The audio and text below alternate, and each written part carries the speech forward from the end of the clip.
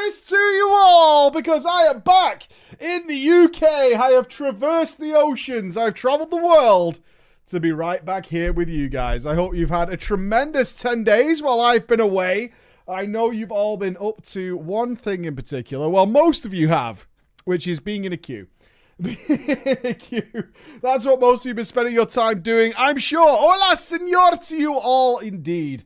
As we have Drama Time back on your screens right now, and it is the Classic Edition, because of course, some of the things you guys have been realizing about Classic, about being on one server, even with layering, is you're starting to bump into the same people. You're starting to recognize names. People are starting to matter again. You're doing quests. You're seeing the same guy you saw 10 minutes ago, 20 minutes ago, the day before. He's in the same dungeon. I remember this guy. This guy fucking sucks. This guy fucking sucks. And on that note, one of the most important things that we have to manage today as we do Drama Time is I need to keep myself online. So I have World of Warcraft on my other screen. Remind me in between stories I need to keep my character online. I'm not account sharing. Please don't report me, okay? Because we had our own drama, of course. If you missed it or you weren't following, I was in Las Vegas, Nevada with the Method Boys as we presented the Classic launch for 9 days, I think, something like that.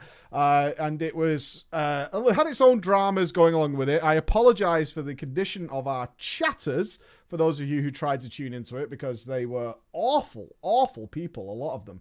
The vast majority was not nice people, which very much dragged down the fun of the event, especially when I was casting and I like to communicate with you guys. I did my best to kind of sway it, but it's hard work with some of those guys. It is very, very hard work, so unfortunate there. You might need to reset. It's sometimes when I mute and unmute that the audio feels out of sync. It's something that happens quite a lot when we move to this screen. Can you log out and keeping my spot? It's not me. It's somebody else.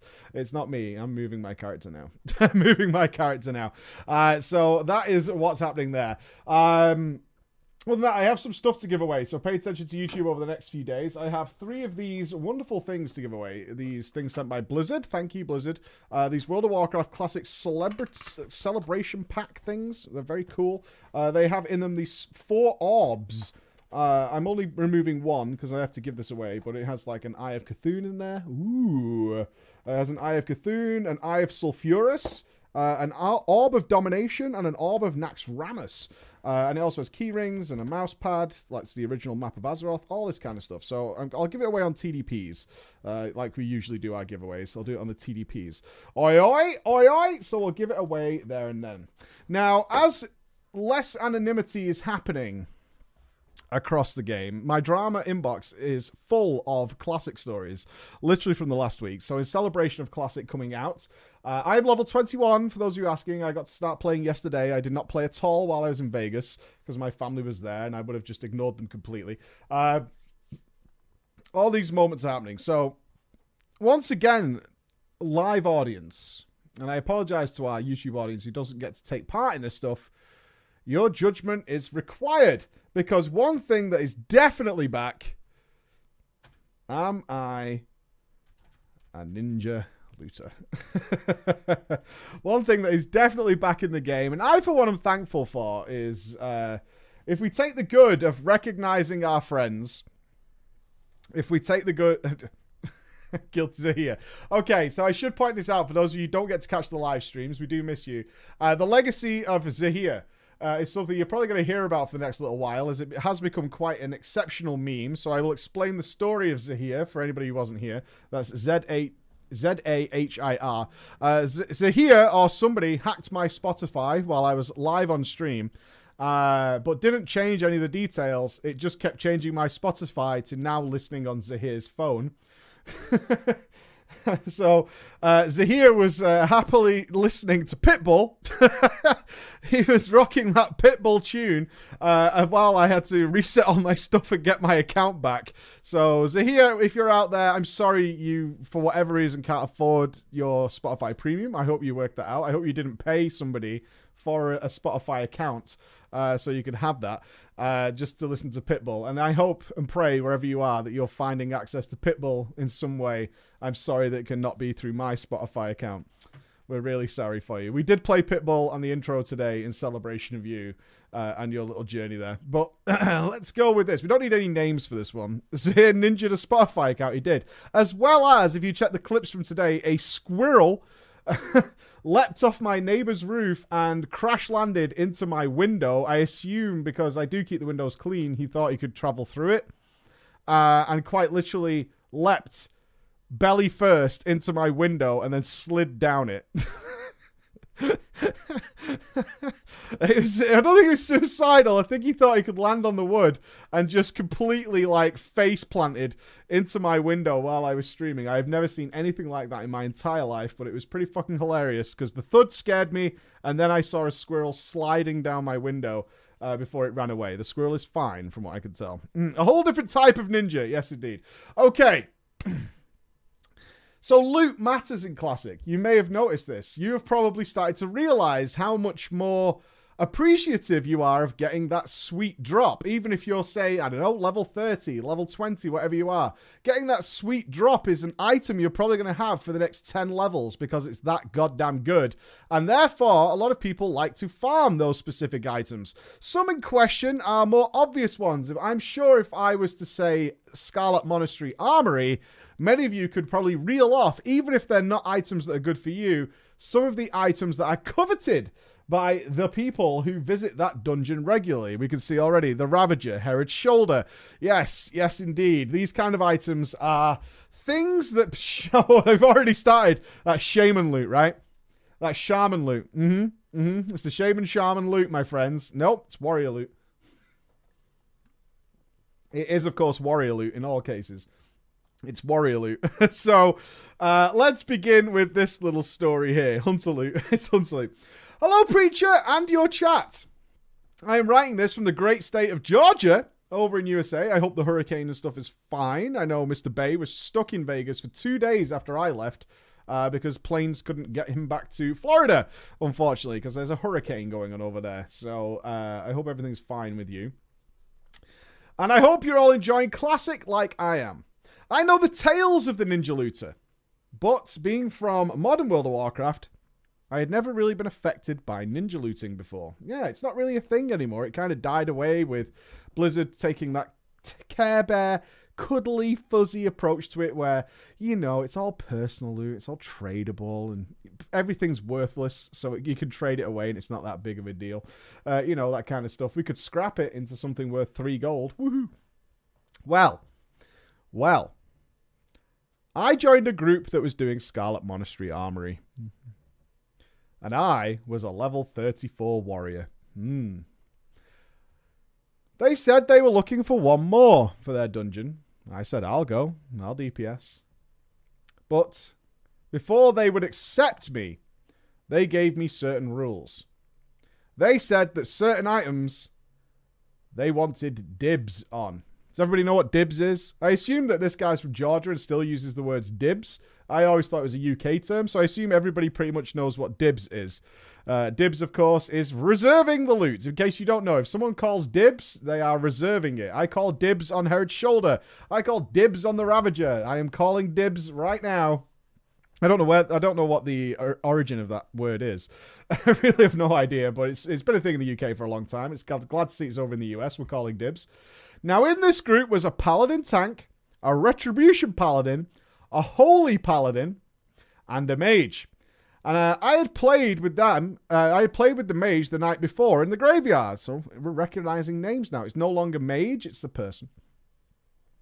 I am sure you can guess what they wanted to call dibs on. Now, you probably can't, actually, but it was the very coveted Scarlet Leggings, which I've never seen drop, even on the beta when we did lots of Armory. I never saw the legs drop. And the helmet, okay? So they're reserving 2 items. They're calling dibs on 2 things. I agreed. Sure, why not? I just want to get the dungeon done, he says. And off I went. So we easily go through the armory. And I noticed that many greens are dropping. Good greens. Now that's rare, isn't it? That's a return for form. Good greens. Good greens are dropping. I even saw some bracers drop that had 8 strength, 7 stamina. Oh, baby. Look at those. Look at those green braces. 8 strength, 7 stamina. Rub my balls and call me Shirley. Fuck yeah, dude. And I needed them, so I rolled need. So the paladin tank needed as well. And also needed on other braces that dropped that had intellect. I didn't care that much, but I was annoyed. So we make it. And then we go to the cathedral. It was a tad slower, and I was sort of carried. I died once because I took aggro on one of the monks, but all I did was cleave once and put Rend up. But the tank never managed to get him off me, and blamed me for my death. There is a reason. There is a reason. Does anybody know the reason?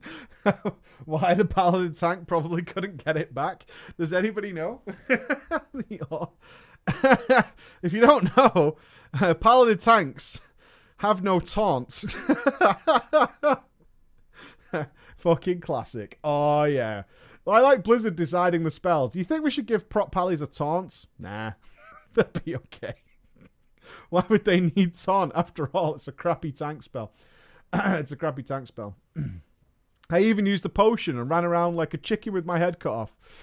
So we killed the last boss. And the juicy, juicy pants dropped.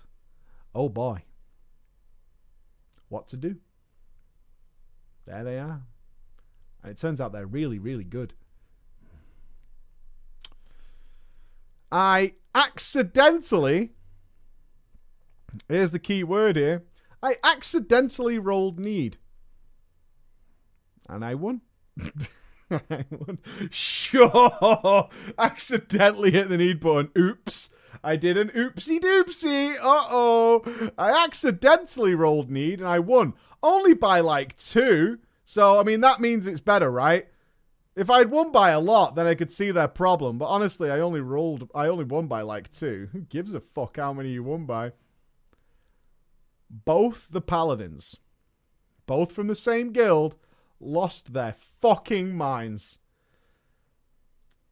Like a good person I am. He's really defending himself here. Like a good person I am, I said sorry and that I forgot about dibs. Oopsie doopsie. I forgot about dibs. I forgot.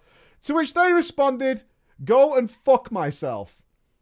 They say I'm an asshole, and they were the first people to put me on ignore in my classic experience. The mage said nothing at all. Nothing at all. Of course he didn't. The mage don't give a fuck. The mage don't give a fuck.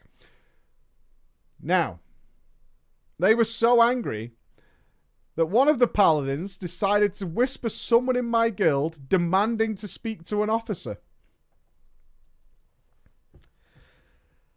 As a guild, a conversation broke out. It's where it's getting serious. Officers, it's where it's getting serious. And they decided they would not respond anything. The person they messaged decided to have fun with the paladin instead. They tried to get me kicked from the guild and claiming I would be blacklisted, which now actually means something. You really don't want to end up blacklisted. Are you going to get blacklisted for some scarlet pants in SM Armory? Only by like 2 people, those paladins, most likely, but that's about it. But you never know. Blacklisting can affect you later in life if you try and join their guild. They will remember this moment. And it might come in to kick you in the arse later down the line. I have seen that happen. Poor bed dog. I forgot to mention that the 2 paladins had already got both pairs of Herod's shoulders, and one of them already had the pants. And if I'm not mistaken, one of them already had the helmet. So I think they were being greedy by calling dibs. Yeah, really greedy. They've been farming this loot for a while. Greedy bastards. They also claim to have been doing Scarlet Monastery for 2 full days chasing down these items. So I put it to your chat. Am I a ninja looter, even though I needed the pants? Or is it not that big of a deal? Sorry for the bad writing, but this is my first drama time. The answer, no, okay. Devil's advocate, okay, there's a mix, 50-50. So depending on who your judge is on the day, you might get away with this. But the answer is, yes, you are a ninja looter because you agreed not to take those items. I bang my gavel. Justice served. You are a ninja looter. You agreed that was dibs. You agreed on dibs. And dibs is a binding contract. I don't know if you know this. Dibs is a binding contract. You joined that group with full knowledge that dibs had been called. This is like calling shotgun in a car. Once shotgun is called, shotgun has been decided. It's as simple as that. Okay? Dibs is sacred. Will it matter? It might matter. It genuinely might matter. This is why doing these stories at Classic is so fun. It's just a simple case. In BFA, no one would give a shit, right? No one would give a shit. But it might matter later down the line because they will fucking remember your name. I guarantee it, they will remember your fucking name. They will have you on ignore. It could be a year down the line that you end up in a situation where those guys are there and they're like, why do I have this guy on ignore? Oh shit, it's that guy who ninja'd the pants in Scarlet Monastery. And that's when it will come back. So it might come back and bite you in the ass. Maybe. But for now, enjoy your pants. And that's the decision. That is the decision. Okay. Let's move on to our story. So be careful. I'm just pre-warning you. For those of you who've been BFA coddled. Well, not even BFA coddled. Coddled since when? Oh, a long time now. For those of you who have been coddled for so long, be aware, being a field douche nozzle can actually come back and bite you in the fucking ass now. Especially if you're playing Classic. Something you might want to bear in mind. Sometimes it actually works out in your favor, depending on your guild. If your guild enjoys this kind of stuff, it might actually do you some good. Okay, let's get Reggie from our Patreons. Lovely Reggie. All right. Who's playing Mage in Classic? What are you annoyed by already? Who's playing a Mage in Classic? I know there are many people playing a fucking Mage. What's bugging you already? Yeah? Water, please. Water and bottles. Give water, drinks. Yeah. Stop asking me for food. Stop asking me for food, please. Oh my god. Okay. Here we go. Holla, Preacher. This is my second story I've submitted to you. And it was a joy to hear you read my other one. If you remember, it was the newbie hunter who wore stamina gear because his brother told him it was the most important stat. Anyways, Classic has launched recently. And I had an interesting short encounter in Hillsbrad Foothills. Now, mages, there are plenty of Classic mages in this stream, so I'm going to need to gauge your response to this. So here I was. I'm doing the quest Battle for Hillsbrad, which has you going into a farm and killing its farmers and farmhands. I play a mage, and as you all know, mages can make food and water. This Tauran shaman, Reggie, invites me to a group. At first, I think it's to help with the quest, right? At first, I think it's to help with a quest. To get credit for killing a named mob or just help with a few mobs he was fighting. He was near me and I saw him and assisted him in killing the mobs he was in combat with. Once combat had finished though, he walks up to me and he says, "Water, P-L-Z."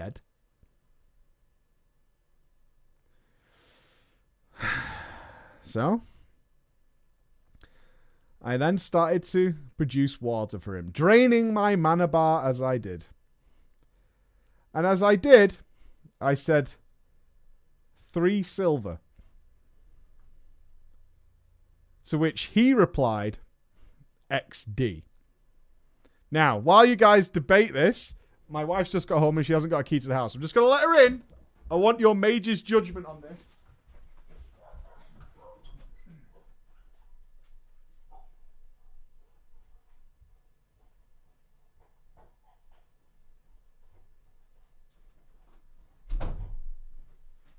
Okay. Mage's judgment. It's a power play. 2 gold or nothing. 3 silver. This guy is a saint. Too cheap. Increased price. So, I then started to make the water for him. And as I did, I said 3 silver.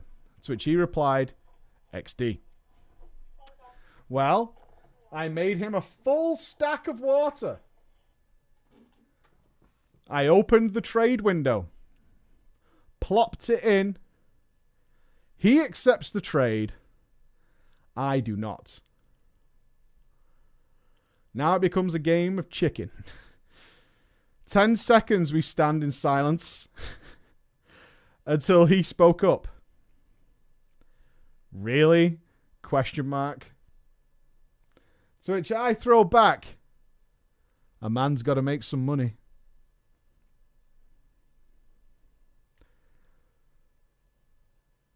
He angrily responded, what in the fuck is this?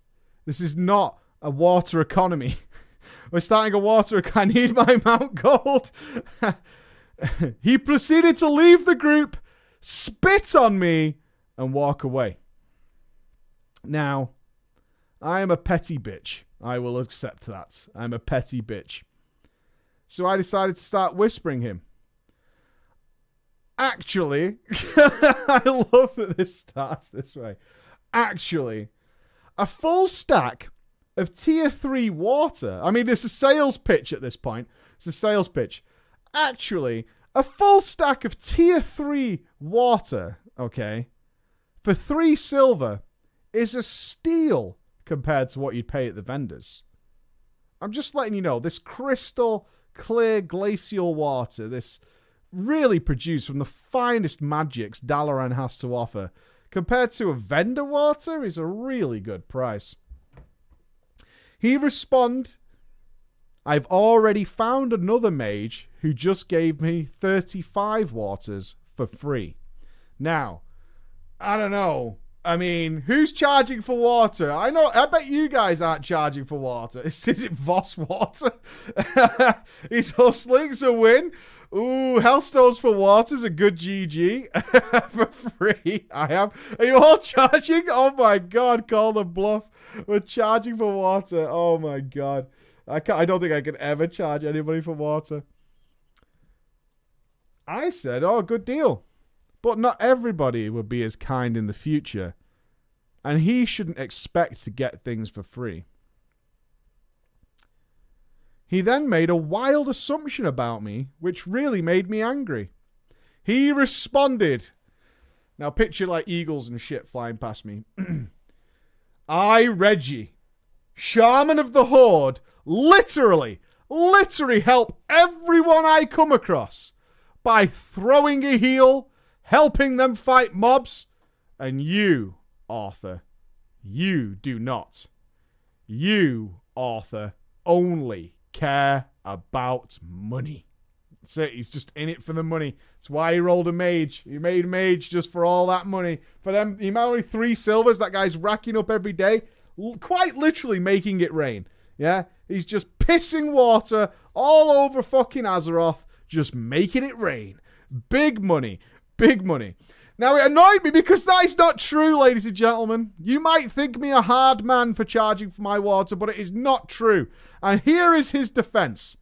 I am actually very helpful to the people of Azeroth whenever I see them in tight spots. Sometimes I use Frost Nova. Sometimes I sheep things. Hell, I even helped that guy, Reggie, with a mob when he invited me. It's a bit of a weak argument, is that sometimes you Frost Nova shit, and when after you joined a group, you helped the guy in the group kill the enemies. That's a bit of a weak fucking argument. I'm not gonna lie. That's a bit of a piss poor argument while you're charging for your water, which I disagree with. If you want my stance on it, disagreeing with the water. He then replied by calling me greedy mage trash and blocked me. About 10 minutes later, though, the story does not end because this, of course, there is no phasing. We are all part of the same world. 10 minutes later, we bump into each other once again. He sees me. He walks over to me, and then he tries to alpha me. He repeats the action of taking a drink, immediately standing up and drinking again. He roughly did this around 15 times. Power play. Right? Battle play. Yeah, it's all this is about Mage Water. This is the shit that's going on in Classic. What a power play. I don't think he even realized that he was wasting his free handout water by doing this. But since I could no longer communicate... Oh, the game kicked me out. Since I could no longer communicate, I spammed /lol at him over and over and spam circled him while creating more water myself. What is this? See, sat in the middle, making water, making water, while the other guy circles him, drinking the water. I decided I could do something else, though. I had spam created so much water that I ran around finding players to trade them water, on the condition that if they saw Reggie, they would call him a bitch. To which 2 of them actually did. It made me laugh so hard to see this going on. Later that day, he sees me again. He carries on. We're in the open world. He sees me again. Where do you think it goes next? Right? Where do you think it goes next? There's only one way to finish this. There's only one real way to finish this. He walks up to me, throws down a duel. He's got a duel. You got to duel it out. Mano a mano. It's the only way to settle this Mage Water situation. Yeah, we're going fucking big. We're going fucking big. In my brain, my first thought was, how can I get this guy to run into some mobs? Before the duel started, though, as he didn't think I would accept, he was jumping around and he backpedaled into 3 mobs. Immediately, I clicked accept duel. I beat him while the mobs were wailing on him, and he died.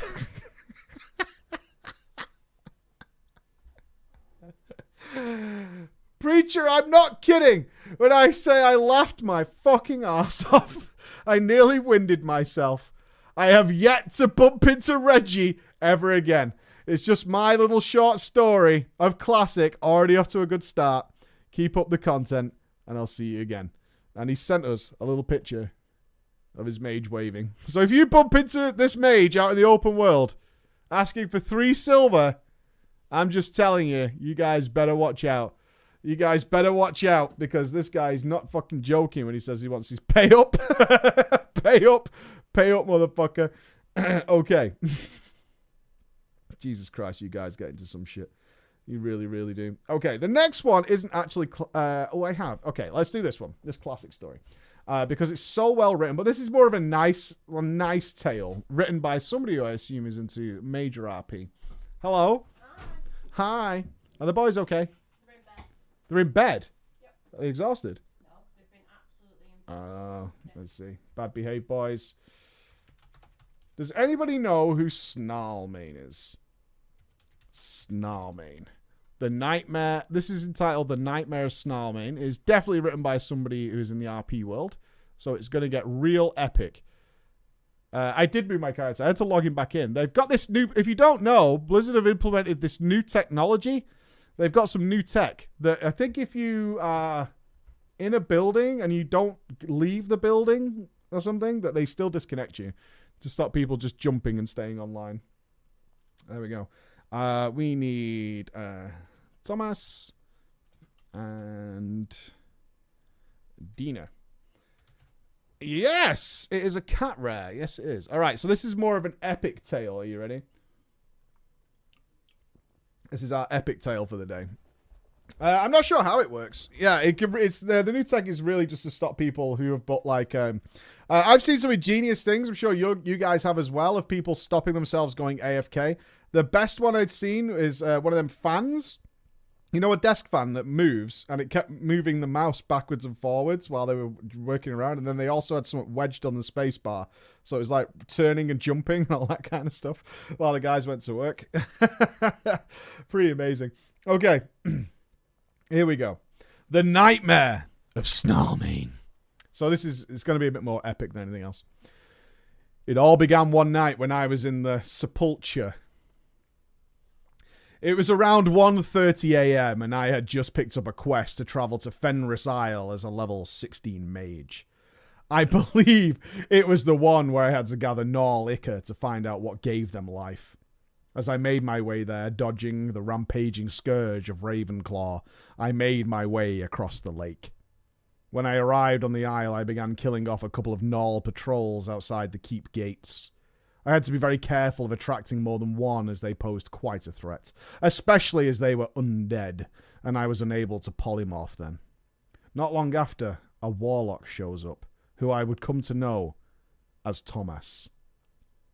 Thomas and I arrived at the same time by the keep gates, but it became apparent that we faced a different boss, and that boss is crippling social anxiety. We did not speak. We did not group up. Instead, we formed a system. We would kill one Gnarl at a time each, allowing the other to tag it and get the XP, and then the other would tag, and they would both do it. What are you doing? Just make a fucking group. Come on now. Come on now. If we just make a fucking group, we don't need to work our system. I know. Just make a fucking group. Jesus Christ. It wasn't until we arrived at the small stairs leading to the keep entrance where I asked him if he was also intending to go into the keep. Both stood at the door. This might sound strange, but are you going in here? Because we've been here for like 10 minutes, like just working our way towards the door. Are you going inside? Yeah, I'm going in. I'm going in. He answered that yes, indeed, he was going into the keep, and I invited him to a group. Before we entered, the conversation began to flow. He asked me if I had picked up the Talking Head quest, which I replied, oh yes, I have. He suggested he knew the route to the quest, and we'd locate the stables, do this first, and conveniently, the follow-up quest required us to enter the keep to find a hidden niche. As we entered the keep, we decided to turn left, and in front of us stared a Gnarl with its dead eyes. I pulled it with a frostbolt, and the warlock sent its Voidwalker to disrupt and dispatch it. As I slowly walked further in to try and spot any danger, ambushed we were! 4 Gnarls appeared as if from nowhere, both in front and to the side. They attacked us relentlessly, and while we managed to kill 2 of them without the ability to use our CCs, we got demolished by the remaining forces. Spurred on, we decided to get our game face going. Onwards, we made our way back to our corpses. As we recovered from the death, we decided to be a bit more mindful of how we infiltrated this keep. We killed off the 2 Gnarls to our left first and then safely pulled the ones in front of us. Now we had a clear way towards the stairs. Pulling one by one as we climbed all the stairs, we saw a rather nasty group of 3 Gnarls up ahead, and as we were devising a plan, one of the Gnarls decided to randomly walk away from the safety of his allies. Realizing this, we struck! Utterly destroying the Gnarl and jumping on his buddies. They stood no chance. Once more we turned left and up the towers to the roof. So far, so good. And at the roof we discuss where this hidden niche might be. However, as we begin our search in one of the towers, we see him. The terrible monster. The walking nightmare. Snarlmane. A whopping level 23 rare elite stood 2 stairs down the tower alongst the side of a level 18 brute Gnarl. We picked up one of the Gnarls further up and decided to try and take him down. However, Snarlmane showed no mercy. He destroyed myself as he kept resisting the Voidwalker's torment. My Frost Nova and Frostbolts to no effect. Thomas tried hard to get him off me, but no chance. And right after, he feared Thomas to pieces. We realized we needed a plan. And on our way back, I suggested we could send in the Voidwalker first. Kill off the level 18 and run back up to the roof. Resummon the Voidwalker. And pray to the RNG that he doesn't resist the Frost Nova while he resummons.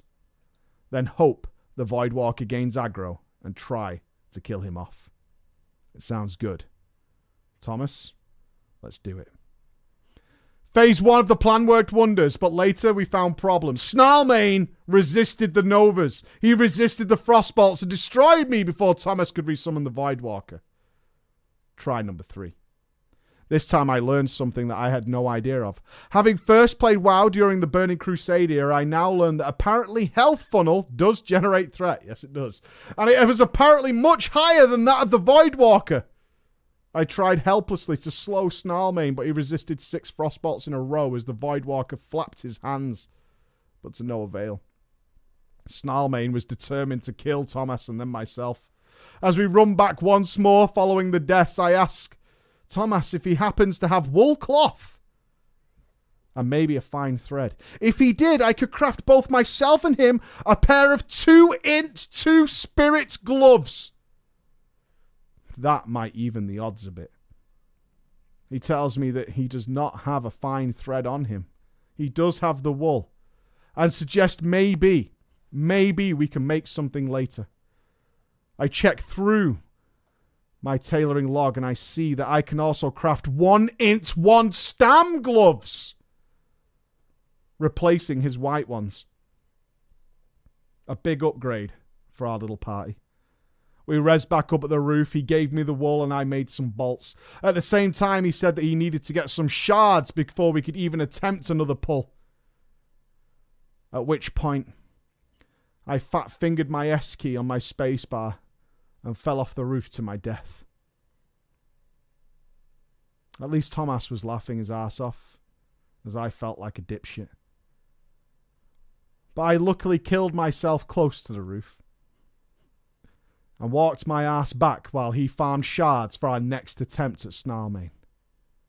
We could do this.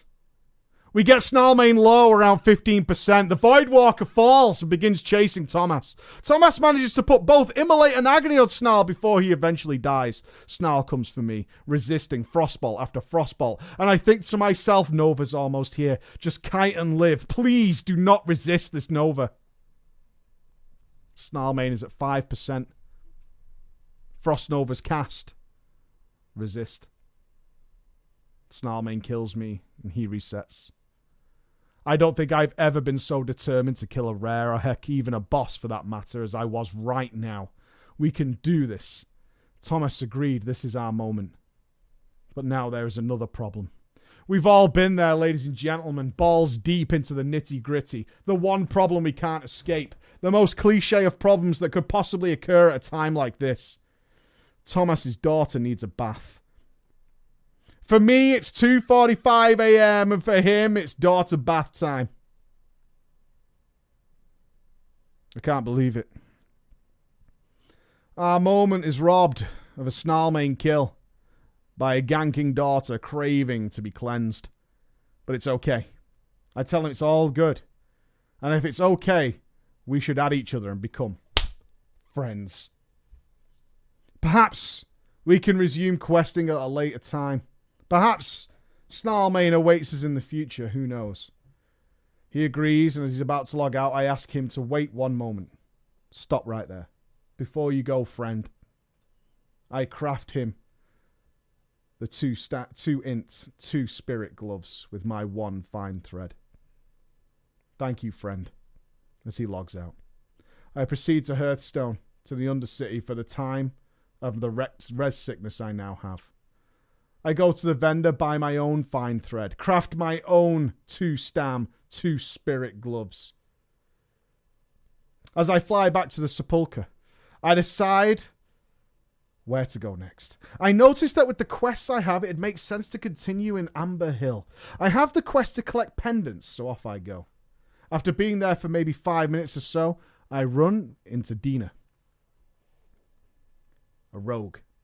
She asks me, do I want to group? It'd be easier and faster if we did this together. And I agree, although I'm not sure how much help it is when Dina insists that the best way for her to help me is to use throw weapon instead of actually doing melee DPS. She says she fears that if she goes into melee, she could body pull some of the other mobs. So while I DPS them down as a mage, I see her just stood next to me throwing weapons. It's not a big deal. We're both a bit over the level of these mobs, so we manage. And coming from them undead gnolls, I'm so relieved that polymorph is useful to us again. After done with the quest, Dina asks that we go back to the Sepulchre. She's got full bags. We pick up a new quest afterwards, the Weaver. But it's still red for both of us. I suggest we could go back to Pirewood Village. I was excited to do the 2 quests I had there because I had never been in an elite questing hub in Classic where it actually mattered. And after dealing with Snarlmane, I knew it was the challenge I wanted. We agree. The 2 of us are going elite hunting. As we arrive by the eastern gates of Pirewood Village, Thomas comes back online. He immediately messages me. Hello, friend. How's it going? I tell him we're about to venture into Pirewood with Dina, a new friend. Would you like to join us? He agrees, and incoming to Pirewood. We dispatch the first guard standing in front of the gates with no issue. We walk in carefully and notice a group of guards to our left. Avoid them. They look a bit scary. We follow the right side and pick off a guard, and then I suggest that we should clear out the nearby blacksmith so we have a safe retreat in case things go bad. This was a terrible idea. 10 seconds into the fight inside the blacksmith, we're blindsided. A patrol, 3 guards, all elite, coming from the inner town. We got destroyed, not a bone left amongst us, and proceed to walk back to the town as corpses. I apologize, but both reassure me it's fine. This is an elite area. It's all good. We'll try again. This time we decide we should avoid the blacksmith and its patrols, and instead we'll wait. We'll wait here for the patrol to return from the town. We kill the 3 and continue in. We know we have to find an inn. I suggest I believe it is along the right side of the village. However, when we make it there, I realize at this point that the human buildings actually have 2 different types of inn architecture. Bastard. I have played this game since the Burning Crusade era, and I never knew of such different architecture. I'm thinking Tarren Mill and Darkshire Inn. We continue forward into the next inn. We carefully examine the patrols, kill them in small groups of 2, maximum of 3, no more. We make it into the inn and make our way up the stairs. Instantly, as Dina crosses the final step, ambush. 4 of them. However, some quick thinking on our part, and one is polymorphed, another is feared, and the heroic Voidwalker picks up a 3rd. Dina barely survives, and we bandage her mid-combat. She tells us she caught a glimpse of a wolfman, as well as another human inside the farthest room to our right. It's Bernard, the former apothecary. We found him, and we shall take back his research from the Royal Apothecary Society. We search his room and find it in a closet. Afterwards, we make our way outside, and as is now becoming tradition, Dina steps out and is instantly taken out by a patrol. In true, authentic, classic experience, panic sets in. Backpedaling occurs. Close to a house to our left. Another guard. Dina jumps too far right to get away, pulling more. We've now got 6 elite guards bearing down on us. Thomas and myself crushed to the floor. Dina attempts to sprint out of town to forget the vanish just outside the village. Her face now in the dust. Her body left on the ground as a sign to put fear into our hearts. Foolish humans. We're undead. Our hearts beat no more. But we will return. We make our way back and res ourselves on the backside of the inn and travel alongside the southern walls of the village. Dina mentions that there may be a quest located somewhere in the middle of the town and suggest the town hall as a place to be. So Dina stealths through the town and proudly announces that stealth is OPOPAF. We travel along the walls until we are behind the town hall, at which we carefully pull the guards one at a time so we can make our way inside. There, we meet a Deathstalker. A Deathstalker who offers us a quest to assassinate the village council. We agree to his terms and to defeat the waves of councilmen up until the final wave. Thomas dies. Luckily, the Deathstalker tanked the council leader while we finished off the others one by one. When this was done, we figured to be even more careful than we have already by leaving the town hall. We jumped down behind a tree to the town hall's right side, and I feel like such a covert operative special agent at this point. Then we get detected and deleted immediately. Run back again. Wipe number 4 in Pirewood Village. This time, though, we succeed. And as we res up, we leave the village without troubles. It's at this point, with quests complete in our logs, Thomas suggests the unthinkable. Fucking madman. We could return to Fenris Isle. We could take on Snarlmane. We've grown stronger now, he says. Both of us now a level of 17. We've gotten some upgrades. We also have Dina with us. Everyone agrees, and Dina is excited. She has yet to witness the horrors of Fenris Isle and wants to see it. When we get there, we find her the talking head quest and reach behind the stables, so she's on the next quest of finding the hidden niche. After all, we hadn't completed that quest either. We make our way through the keep, but the Gnolls had gotten smarter this time, I don't know how, and pincer us both in the yards and inside the keep, killing us. We run back, we resurrect, and we make our way to the tower. Dina asks, who is Snarlmane? Is it a quest? Why are we going for Snarlmane? We tell her that Snarlmane has had this coming for a long, long time. And after this day, he shall be no more. We clear out the Gnolls so we only have to deal with his one brute bodyguard. We engage with the same plan as before. This time the bodyguard goes down so much quicker, but I still sustain some damage. The Voidwalker doesn't last long and Snarlmane begins to chase me after it dies. Snarlmane is down to half health and I tried to kite him. I tried so hard, and Frostnova. This time it lands. No resist. It buys us more time. I land 2 frostbolts in a row. Bang, bang. I make my way up the stairs, but with his dying breath, the final hit point left of Snarlmane, he swings at me. His claws, they kill me. But not before I threw a last fire blast as a final fuck you to his face. Dina and Thomas survive and they finish off Snarlmane. I have never been so hyped up over killing something in World of Warcraft before, and my heart was racing. I could feel me sweating. Over the course of the night, I think we wiped a Snarlmane 6 or 7 times. And at the end of it, Snarlmane didn't even drop a green. But I was so happy when we defeated him that the lack of an item didn't matter at all. You may remember at the start I said that this tale began for me at 1:30 a.m. When Snarlmane fell, the clock had reached 7:15 a.m. And I have to catch the bus by 7:35 a.m. I cannot imagine the last time I had so much fun playing a game as this night.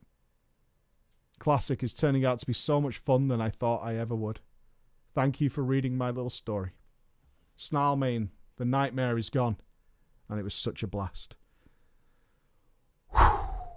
The true vanilla experience, which is why we don't usually read stories like that. But goddamn, what a tale! What a tale! And don't you all wish you were RPers? Don't you all wish you were RPers? Don't you wish you could take part in the joy that is RP? Oh, staying up all night and playing. Right, how much time have I got? 10 minutes. Do you need me exactly in 10 minutes? Well, yeah, 'cause I'm waiting to go to the farm. Oh, you're waiting to go to the farm. Okay. We might have a little drama time tomorrow because I have another story in front of me, but it's a little long, but it's about furries and all kinds of stuff. It's about all kinds of furries. So officially a little early today, but I'm streaming tomorrow, so we'll probably have another little drama tomorrow then. Jesus. Yeah, so if you're waiting for furries, we'll have that on a Saturday. Furries? You need it. We need it, yes. I backed up the classic stadium with a furry. It's for the furry story, which I have in front of me, which is, I can kind of skim it, but it is written entirely in caps lock, which means it's important, as you can see. It's entirely in caps lock. So you know it's good. You know it's good. So yes, there will be a Saturday stream. That will be happening. The Saturday stream will be going on because I am going to go away again soon to BlizzCon, of course, which should be awesome. I will be going to BlizzCon in about 6 weeks' time. Yep, we'll be in California in 6 weeks' time, so I need to get a lot done before I go away again. Caps is out for cruise control. Caps is out for cruise control. But enjoy your classic experience, ladies and gentlemen. What time? Not sure. I'll tweet it out. So it's at Preach Gaming. I'll tweet it out when I know. I'll probably do YouTube in the morning because like the kids are out and stuff like that. So it'll probably be evening, maybe up until about 8 p.m. when I think we're having game night with the Patreons tomorrow. So I'll be doing all that. So it'll be a busy, busy day. I think at BlizzCon they will announce a new expansion, yes. We'll also probably find out how the latter half of BFA is going to go. And more importantly for people like me, what they're actually going to do to increase our power over the remainder of this expansion, as it's already got wildly out of control. Who knows? Who knows? And there's a lot of talk, I can tell you, unconfirmed, but a lot of people who I trust do believe they're announcing another IP. And also, a lot of people seem very convinced, who again should be in the know, that Diablo 4 will be there. So I don't know about that. I don't know. I have nothing concrete. Until it's announced, it doesn't exist as far as I'm concerned. Until it's announced, it's not. Yeah, new IP probably, and maybe Diablo 4. But we'll wait and see on those situations. We should have a big World of Warcraft themed one. That would be really, really nice. Hello, ballers, and a bro fist to you all. As the chat finally loads in, it says hello to you on a Friday. As it's all been going on today. How are we feeling? Small faces in the chat, some new faces in the chat. That's all I want to see in my chat. I want to see some hollers in there. I want to see some hollers in there as we all say a big fuck yeah and we celebrate this stuff. Shut up! H-O-O-O-O. Where are you? Muting you, mate. Yeah? Muted. That's you. Fucking muted, trying to disrupt my show like you're some sort of fucking invader. Get out of here, Tom. No one likes you. You understand? No one likes you. I hope you've all had a tremendous week. I hope you're all feeling fresh and funky and daisy. Had our own little PG drama, of course, this last few days. As Andy wanted to talk about why he left and all that kind of stuff. Put a Twitter out there, and I also did my thoughts on it this morning. And it seems to be a flourishing, good stuff. A greenery on the other side of it for those of you who are interested. So there'll be, if you're on YouTube, hello. Can we get a hello from the live audience for the YouTube people? Hello to you. If you're interested in that stuff, there'll be a link down below for everything you want to see there. And if you're interested in that shit, you can check it out. If you're not interested, then don't. There you go. Hello. Isn't everyone cool? You should come to the live show. It's better, right? We experience it together as a team. We can join in. We can do all that kinds of stuff. It's at 4 p.m. GMT. It's been that way now for about 2 years. For those of you who still bitch at me because the drama time changed to 4 p.m. 2 years ago. But that's fine. I'll let it slide. Last week we had all the classic stories, was of course classic flourishing and doing extremely well while simultaneously killing BFA even more. I'm not sure how many times we could twist the BFA knife at this point, honestly. How many guilds are dead? Let me know. How many guilds are dead because of classic? We lost 2 World 100 guilds this week, I think, or 3. 2 or 3 of them died, including Scrubbusters, which is really quite sad. We're on a break. We're on a break. A break is not a bad idea. Not a bad idea. Despite all the stuff happening with Andy and whatnot this week, I had my own drama in which I have finished BFA as it is right now. I have now killed Mythic Queen Ashara in a horrible way because I didn't know what the fuck was going on. It was like playing, just do Riverdance forehead. Okay. And I've also finished my AP grind. That means I am done with BFA. BFA has nothing to offer me at all right now to make my character better. And you know what's really strange, Blizzard? I'm fine with it. I am fine with that. I'm not going to unsubscribe. I'm still going to turn up to play farm raids with my friends. It's fine. It's okay. And it could have been done a long time ago. But the question arises in my guild chat is, we're now starting the alt raiding in preparation of the upcoming tier, which is likely to be January or February. Man does not have an alt capable of doing Mythic raiding. Although I have an alt that has defeated Mythic raid bosses in terms of my mage, he has existed purely to feed mains gear, and he has not done the AP farm. He's not done the Benthic farm, and on top of that, I fucking hate playing my mage. I hate it. So the discussion was had is, we kind of need you to have an alt. What do you want to pick? What do you want to pick? The answer, of course, being nothing. Sentencing, thank you very much. The answer, of course, being nothing. I do not want to jump back into the AP grind. I do not want to jump back into the benefit grind. I do not want to jump into farming essences again, because fuck BFA and the way it treats alts. The way it treats mains, in fact. I don't want to do any of that fucking shit.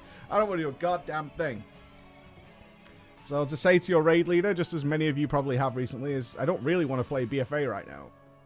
Sorry. And it's not just because of Classic. I just generally don't want to play BFA right now. I'm happy. I'm in a good place. So we'll probably do something in the next couple of weeks in order to fix that situation up and make it work. So we'll see how that plays out. But it's going to be a Shadow Priest, and we'll see where we go with that. Today, though, is drama time. I'm going to start off, I'm going to warm us up before we get into the heavy one. So if you were here last week, I had another story prepared, but we did run out of time involving all kinds of weirdness from furries and all sorts. So that is coming up. But we're going to look at something that has become more apparent to me recently. Not just because of Classic, but because of the situations that are happening in guilds I don't really deal with. Normal mode guilds. They do exist. There are many, many of them. Some of you are probably in them. And you might think to yourself, especially if you're an elitist piece of shit, which I guarantee no one in the chat right now is an elitist piece of shit. Right, guys? You guys are all good. You guys are heroes. I would never do anything. Right. Right. Yeah, the elitists in the chat. Oh my god, I'm having a really stupid issue right now where my mouse is jumping. And that means that I can't actually click what I need to click. Oh my god, this is horrendous. Please stop. There we go. Please stop. Okay. Okay. Okay. In tribute to the recent events, I'm going to throw the boys in.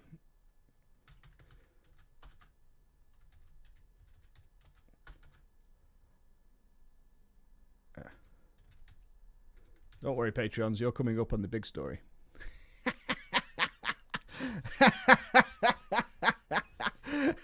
Don't you worry, you're coming up. Don't you worry. Okay. What's happening? I don't know whether you guys agree with me or not. Maybe it's just the vocal people who are coming my way. Is that a lot of the guys who struggle with normal mode, even today, are the guys who really care about loot. And that might seem crazy because it's like normal mode loot. To some of us, it seems insane. But they tend to seemingly be a lot of people who are not very good at the game, but really want specific items. Like, they want certain things. So we're going to investigate the guilds that are focused around that and see how they go. So here we go. Hello, Preacher, and all you wonderful ballers in the chat. That's you guys. Hold on, I need to throw my phone away. Thank you. I can't be distracted with all that shit. This story will seem familiar, as it's a continuation of an extremely old drama story. We left off with me being shunned in my 10-man guild during Siege of Orgrimmar, when I decided to go and tank for a friend in a heroic guild, and got 3 heroic bosses deep in that instance, with 2 of the bosses being progression for this guild. I got told by a recruiter that they wanted me. When I went back, I did not get back in my guild, I think. Move forward a week to when you read my story, and my IRL friend and ex-tanking partner decided with that revelations were the tipping point, and he left the guild. An officer asked him what was going on, and he said, I am tired of being in a guild that treats the players like garbage, and I lost my spot because I was too sick to raid for just 1 week, so goodbye. This led to me, to right now as he writes the story, getting a text message and told to hop on Skype to talk to the guild master. You got the text. You received the message. Talk to the guild master. So he comes home. I come home. I go into my gaming room where August. Oh, I didn't delete the Thomas thing. Where were you guys like bitching at me about typing this wrong? You guys actually amateur hour. Very sad. Yeah. I came home where I noticed August is on a call, Skype call with some guildies. I got on the PC and August went over to play the PS4. After a bit, John O had decided that he would reform the call with just me and him. Interestingly enough, though, that's not quite what happened. Because when I looked at who was in this call, I found out that not only was Drez in the call, but his mic was muted, so I wouldn't notice he was there. Here is a transcript of the call with my GM. Jono, we need to talk about your attitude in the guild. Arthur, why don't we talk about the attitude of the people who changed my guild rank and fucked about with my guild note? Well, why did you tell your friend that we are treating you like shit? Because you were treating me like shit. The whole guild called me a shit tank, started swapping my rank to shit tank, and saying that I was the betrayer. I betrayed the guild because I decided to go and tank for a friend on a week where I couldn't attend our raid night, and you already had backups. It's not exactly friendly. Now, hold the fucking call. 1 second. You said you couldn't attend their raid, so you went and tanked for another guild. Initial thoughts, ladies and gentlemen. Initial thoughts. Different raid days, more than likely, yeah. Our raid's on a Wednesday. I can't make Wednesday, so I went on Tuesday with someone else. Yeah, initial thoughts. Tryout would definitely come across as being a tryout. 100%. 100% would definitely come across as being a tryout. Yeah, no. Not raid lockouts definitely would come across as being a tryout. I would see it that way. I would definitely see it as like, oh, you can't make our raid, but you can make their raid, right? Okay. And then comes the thing from Jono. You never told us anything about it. Theme of the day, lack of communication. You never told us anything about it. So he didn't say, I can't make Wednesday, so I'm going to tank with my friends. All right, I'm just letting you know I'm going to help these guys out because I can't make our raid. Nothing like that. Just is online on a non-raid day, tanking in another guild. I know. I work at a factory, and the schedule isn't set until that week. I figured, why not get progression instead of doing nothing? Well, your ex-girlfriend also stole gems from the guild bank. So not good. Now, what kind of gems do you think the girlfriend stole? This is Siege of Orgrimmar days. This is Siege of Orgrimmar days, by the way. I know. I've seen the gems. Firstly, why did you give her bank access? And also, why were there 20 parry gems in the guild bank? Grand theft of the century. She's made off with the parry gems, lads. The parry gems of all things. Good God. The parry gems? Unfucking believable. Unfucking believable. I mean, I don't lock her up. She's wild. She's lost control. Why were there 20 parry gems in the guild bank? We put them in there for you. So I want to talk to you about the tank thing. We don't like you being crit because tanks don't need damage.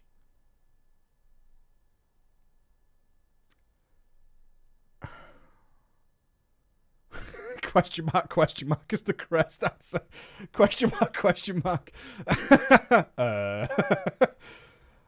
To which our author responds, crit is my best stat. It affects my healing, gives me better absorbs. I can link you the guide if you want. To Icy Veins we go! Although it's Siege of Orgrimmar. Let me link you to Breach Gaming.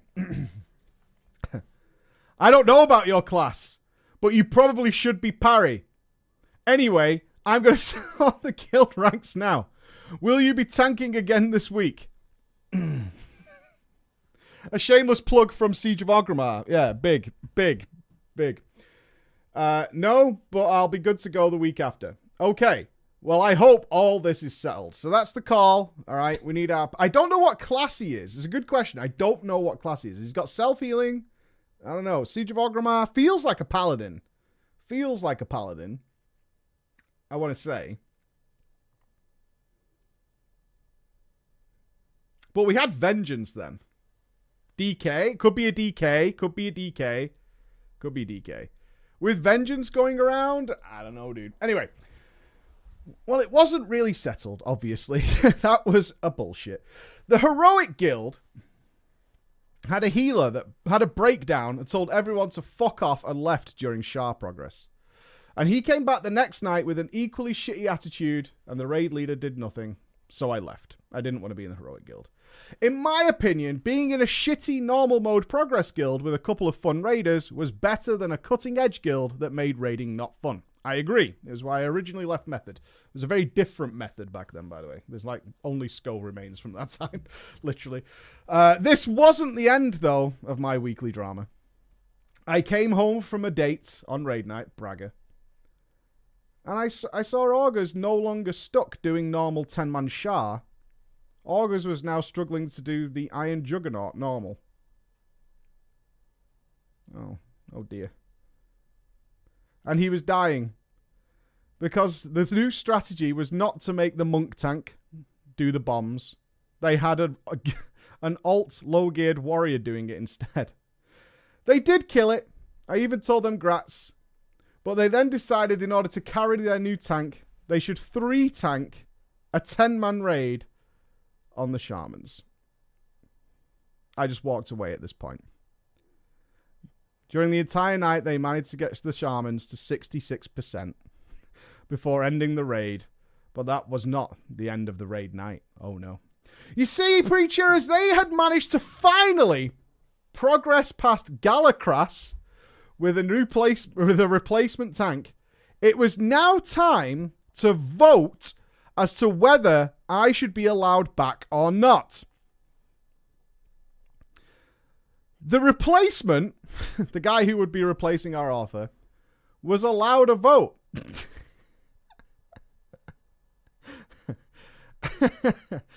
Of course he was. He was a friend of John Owen Dres, and his name was Dreed. Despite that, the vote was 8-2 in favour of me staying. Unlucky. Unlucky. I've got to try and keep this short and sweet, because the next week I returned. I had a new trinket from Shah and a new Warforged weapon ready to smash some DPS. Even though it seemed that Jono was trying to sabotage me. I say this because he decided that for me personally, I was given a DPS requirement. I had an individual DPS requirement for each boss.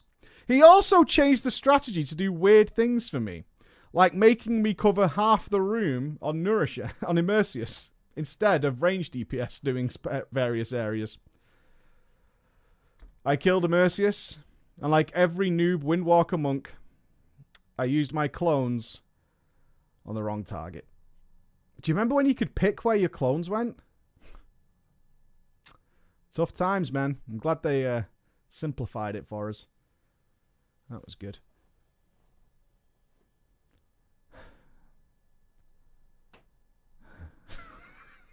Son of a bitch. Son of a bitch. Jono, of course, ass. I think he's always been a monk. Actually. Jono asks, I think monk brewmasters did use crits back then. I'm pretty sure they did. Jono asks, mate, why is your DPS low, though? On that Immersius boss, though, have you seen it, mate? You only did 150k, according to our DPS meter, and there's another guy in the raid who did 175k, so why is you 150k, though? But, of course, coming next to any Windwalker monks who may be listening right now, certainly those who played during the Siege of Orgrimmar, the next boss was, of course, the Protectors. Why don't you sit the fuck down and watch what's about to happen? Because this shit's about to get real. Motherfucker, this shit is about to get real. On Protectors, I cheesed the fuck out of that motherfucker. Oh, baby! I put a clone on everything! Nom, nom, nom, nom, nom, nom, nom, nom, nom. I placed clones on the mobile bosses, stuck on the stationary caster. And we set off all 3 transitions at once. Fuck. And I was to blame because apparently I was overcleaving. Your DPS was too high. We wiped and pulled again. This time I made sure to hold back since apparently 1 DPS can outdo the damage of 4 other people. Jono even said that I needed to soak and solo the AoE, which killed me, and I needed a res. Jono then screamed, saying I needed to do mechanics and do them correctly. The shadow ad was given to me twice. I decided to say fuck it and use the cooldowns, and I got through it. The protectors fell. I was so far ahead on the DPS that it was actually sick. Over 100k. I had a big grin on my face. I felt pretty fucking happy, and I couldn't wait to see what Jono would say. He said nothing. So off to Nurishen we go. Jono pauses the raid. I'm now going to decide who will go where in terms of getting the top DPS. And we will do this based on the top DPS going in first and the worst DPS going in last. So while Jono was reading off the order, I had been placed dead last. Why? Why? I asked. Jono told me, you're not first in DPS. So I linked in the DPS meter. We only pay attention to actual damage, Jono said. Instead of that fake damage that you're posting, idiot. Padder. Fucking padding killing those bosses, idiot. Stupid you, mate. So I linked the damage done meter again, where I was number 1. I said actual damage. Whatever that is. I decided to say fuck it and did what all good DPS whores do and just went in anyway. Instead of Dreed. Dreed, of course, cried like a little bitch to Jono. I said, sorry, mate. Sorry, mate. I got confused, though, about what you mean by, like, 1, 2, 3, 4, and 5. It's because I tank, usually. I'm used to tanking this on heroic. You know what I mean? I'm used to tanking this on heroic. You know that fight you've not killed yet because we're in normal mode? Yeah, I tank that. So I'm just not sure about this, like, ordering and all that. That's new to me. We, of course, killed it and I smashed it. And we went on to the Shah, where I made sure to get everyone the achievement. Galacras was boring, and I accidentally died on the Iron Juggernaut because I hit the wrong cooldown. And Jono raged, and we wiped. And he tried to call wipe. He called wipe and wipe. But honestly, it didn't matter. I got rezzed. We were fine. And we ignored him and killed it. And thanks to the loot system, that glorious, glorious loot system, I got a weapon.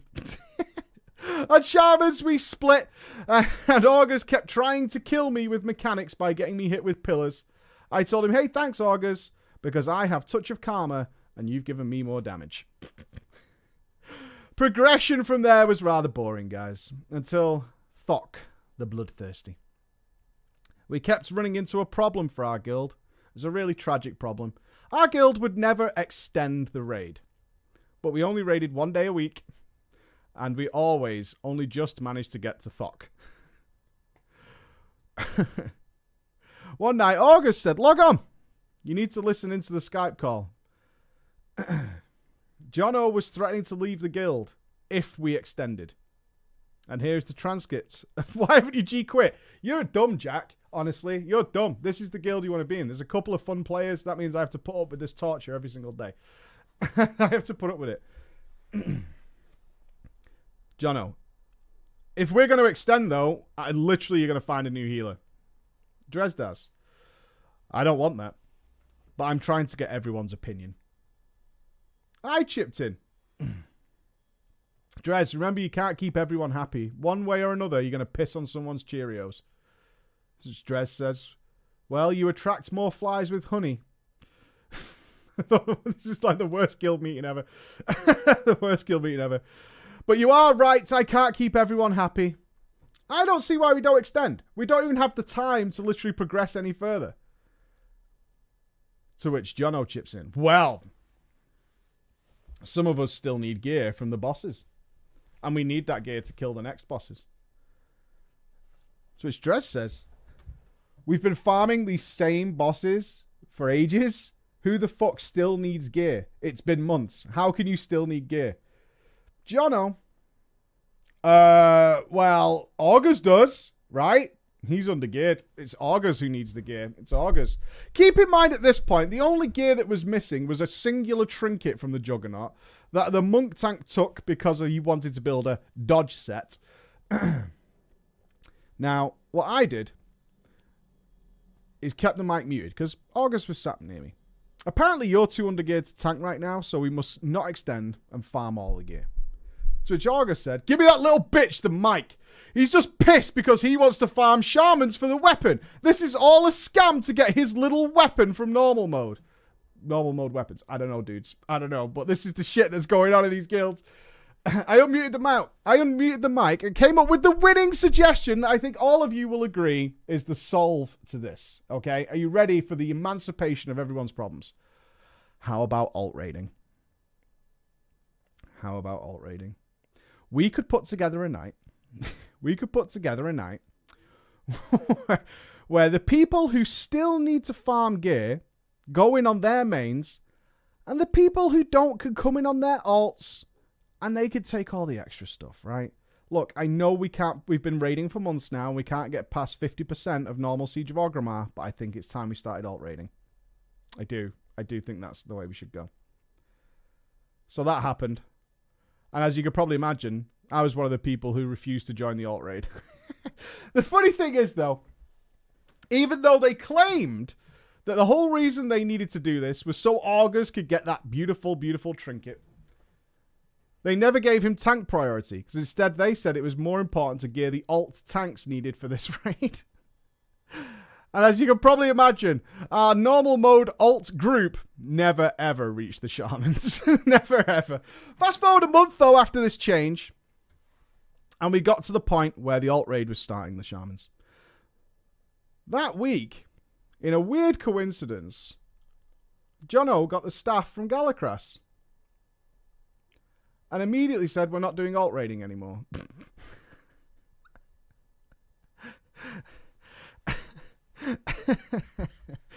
Dress agreed. Because if Jono's got the staff, then he doesn't even need the weapon from the shamans. And if he didn't like that, then, you know, we could just have Drez heal on his shaman, who's outperforming anyway in the alt raid. As we were already in the raid, we did try shamans and we killed it. And the one-hander dropped. Jono was excited. Oh, he was happy. Months he'd been waiting for this. And it was looted to somebody else. He was so confused. You know I've waited months and months for this weapon. I've been trying. I've done alt raiding. I've done everything to get this weapon. To which Jez said, you literally got a staff from the last boss, and the other guy needs it on his alt.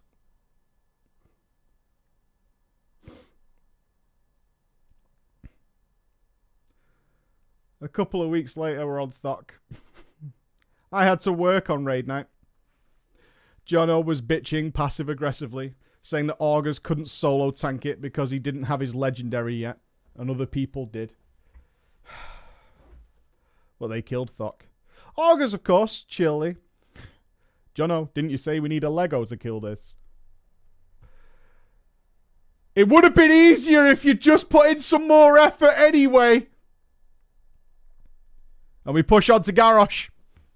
Eventually we get there, and I'm being told that melee, because our healers aren't the best, they have to run away from the boss when he does whirlwind. Do you remember that purple shit that he span out that did like no damage? The melee must run away because our healers will never be able to handle it. I said we have personals and shit for that, and we have 3 healers in a 10-man. I then pointed out that Paragon healed this with 1 healer. Fuck you, Jazra. He fucked over normal guilds, dude. I got told to follow the strat. Yes, sir. Of course, we lacked DPS, and after a few more wipes, we decided to just stay in and see what happens, which, of course, nothing happened, because it was normal mode, and we were fine. And a couple more weeks, Garrosh died. Garrosh died. What to do next? Well, we farmed normal mode for a couple more weeks. But then the word started to float around. The word started to float around about heroic raiding. Big raiding. Strong raiding. Large raiding. Heroics. We're going to do it. Immersius. Down. We then get to Protectors. People had started to become vocal, mainly Jono and his friends, that they didn't like heroic raiding. They didn't like the amount of effort it took to build a strategy. They didn't like the amount of effort it took to figure out how to kill the boss. No, sir, not for them. While bitching in front of the protectors before we had even pulled it, Jono piped up. This isn't going to work. This is not going to work. I said, this does work. This is how it's done. Just pay attention to what we need to do. How many times have you seen this work? Personally, twice, and everyone else does it this way. Twice? That's not a lot. You were carried in them other raids. I know it. You was carried, mate. You can't carry a tank on progression, I said. How many times have you killed this boss, Jono, on heroic? And why do you think your strategies would be better than what's accepted by the world? Sounds like it's like an anti-vax thing. So, why do you think you know better than the world? I've got a better idea. This boss is complicated. What we could do, though, mate, is just skip to Nurashen, because he's easier. Big brain play. Which apparently we did. We never even pulled the protectors, because we talked about the strategy, and it simply seemed too complicated. So we decided to just skip the boss. Fair. Right? Yeah, you could walk around, man. You could walk around. So we did. So there we go. There we did. Jono and his buddy decided once again to ignore mechanics. We did kill Nurashen a few times. But a problem arose. Suddenly a lot of people appeared. Blizzard had announced guaranteed heirloom drops. Within almost an instant, the online started to pop up, including our good friend Liam, who reappeared to raids after leaving earlier because he got a couple of items. Apparently, this was his thing, and they thought it was kind of endearing. But Drez wasn't happy with it, decided not to baby poor Liam's loot whore nature. One night, we started clearing Garrosh trash early, in which Liam logged on late and started whining in the guild chat that we hadn't waited for him to clear trash in case there were good BOEs. That same raid, Liam got the heirloom weapon and never logged on again till Warlords of Draenor. I like Liam. I re-rolled a rep pally for Warlords of Draenor and everyone else kind of stayed the same. We gathered up, started the raid, wiped instantaneously on the first boss, and half the raid already said, now raiding's definitely not for me. That would have been... What was that guy called? He's famous. I know he is. In High Mall. The first boss in High Mall. Kargath. Yeah, Kargath. Kargath killed my guild. We gathered up the raid, wiped instantaneously. Half the raid said this boss is too complicated and they did not like how they had changed the raiding for Warlords of Draenor. As people left, we managed to kill it, and I got myself some pants, but they were only on par with BOEs. Drez decided to call the raid as the loot in this raid clearly wasn't worth it.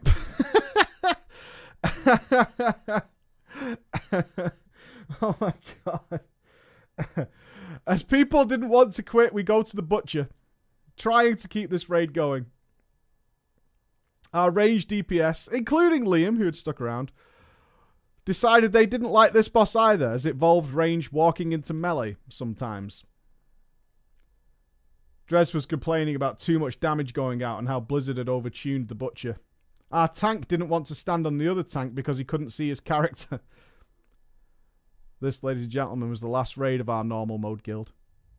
Butcher normal's pretty overtuned. Warlords of Draenor High Mall, overtuned. What kind of guild is this? These exist. This was the last raid before the guild stopped. I transferred off the server. I have now found a better home with a better place. And I turned out to actually find that they were just terrible raiders, which I didn't even really feel at the time. There you go. Sometimes it just takes... I mean, you guys remember when Blizzard overtuned Warlords of Draenor, right? You remember that story. Whew. Especially on normal. Tough stuff, man. Tough stuff. Yeah, man, totally. I remember. I remember. Okay. This is the story This is going to be tough. I need you guys to be good. Can I trust you guys to be good on this one? All right, I'm just going to put me in for now because the names come up during the story. But... No? Okay. I'm hoping and praying. Let's have a good Friday. This is the $2,000 long con. Here we go. And it starts with a disclaimer, as all good stories should do. I hope you are strapped in. Hello! Hola, senor preacher! Hello. After listening to many, many videos of yours, I decided to see if you and yours would enjoy a spicy story, as we haven't seen one for a long time. It's true. I did actively stop reading stories like this because they were all I was getting, you freaks. What are you doing? I don't want to read you sexual fantasies. Do you remember that girl who actually wrote like the full fucking RP fanfiction thing? I've listened to your videos off and on, agreeing and disagreeing with opinions, but there was a certain Drama Time video that I was shocked at. I was in one of the guilds mentioned. I won't name who, due to keeping things as anon as possible. I'm pretty sure this might give you away. Call it a hunch. Okay. I'll preface this story that saying everybody involved is of legal age in their respective countries and nothing illegal took place when IRL meetings happened, and that all the men involved in this story, even myself, Kappa Pride. Okay. Here we go. Our wonderful Patreons who will take part in this tale of woe. Oh, God. Where we go. Calm down. Relax. Hold the line. We're good. Okay, here we go. Who do we choose? Okay. We need the author. We need a lady. Let's have Crackles. Let's have Crackles for that one. We need another woman. We shall have... Let's have Louise. Sorry, Louise. Let's have an Australian man. Octenko. An Aussie man. A social. Cammy. A social joins. And a neckbeard. Who's going to be the neckbeard? Oh, yeah. Hobbsy. Hobbsy could be the neckbeard. There we go. These are the characters for our story. Hobbsy shall be the neckbeard. Okay, there are two other people whose names I've forgotten, but I'll make clear in the story. Okay. For the longest time, I never wanted to look at World of Warcraft. I was progressing fine in old school RuneScape, represent, before it was old school. I had just gotten various skills to 99 and I thought WoW was for fucking nerds. You're playing old school RuneScape and WoW is for nerds. Like, what train are you on, bro? Honestly, what train are you on? WoW is for nerds. Got all my skills to 99 knowing old school RuneScape. What? Like a cool dude, like a Chad. Look at this Chad RuneScape player. Little did I know, the moment I saw actual gameplay, I'd be hooked. I started near the end of Wrath of the Lich King, and my fondest memory is hitting 80 to get the Frostfire Bolt as a mage, and farm the first 4 bosses of ICC 25 Heroic Pugs, because I had no idea Kata was coming out, and no one cared to do the rest. My real-life friend, who is not involved in the story, stopped playing after Arthas died, saying the game would be ruined once the best character they made was gone. But I was hyped to raid and join one of the best guilds on the realm for Kata raiding. We only had one other guild who was better than us, but overall, it was a fantastic time. During all of this, I had gotten into roleplay. I had gotten into roleplay all the way back during Kingdom Hearts 2's heights of popularity, and even was helping run a forum-based RP board. We love those here. We love the forum-based RP. Yes, we do. We fucking love it. When it came to World of Warcraft RP, I was kind of noobish, and only started to when my raid team hit the dirt for unrelated reasons. I moved to an RP realm as a goblin, but quickly went to roleplay amongst the trolls as one of them. Things happened, and I found myself on another RP realm as a Worgen rogue.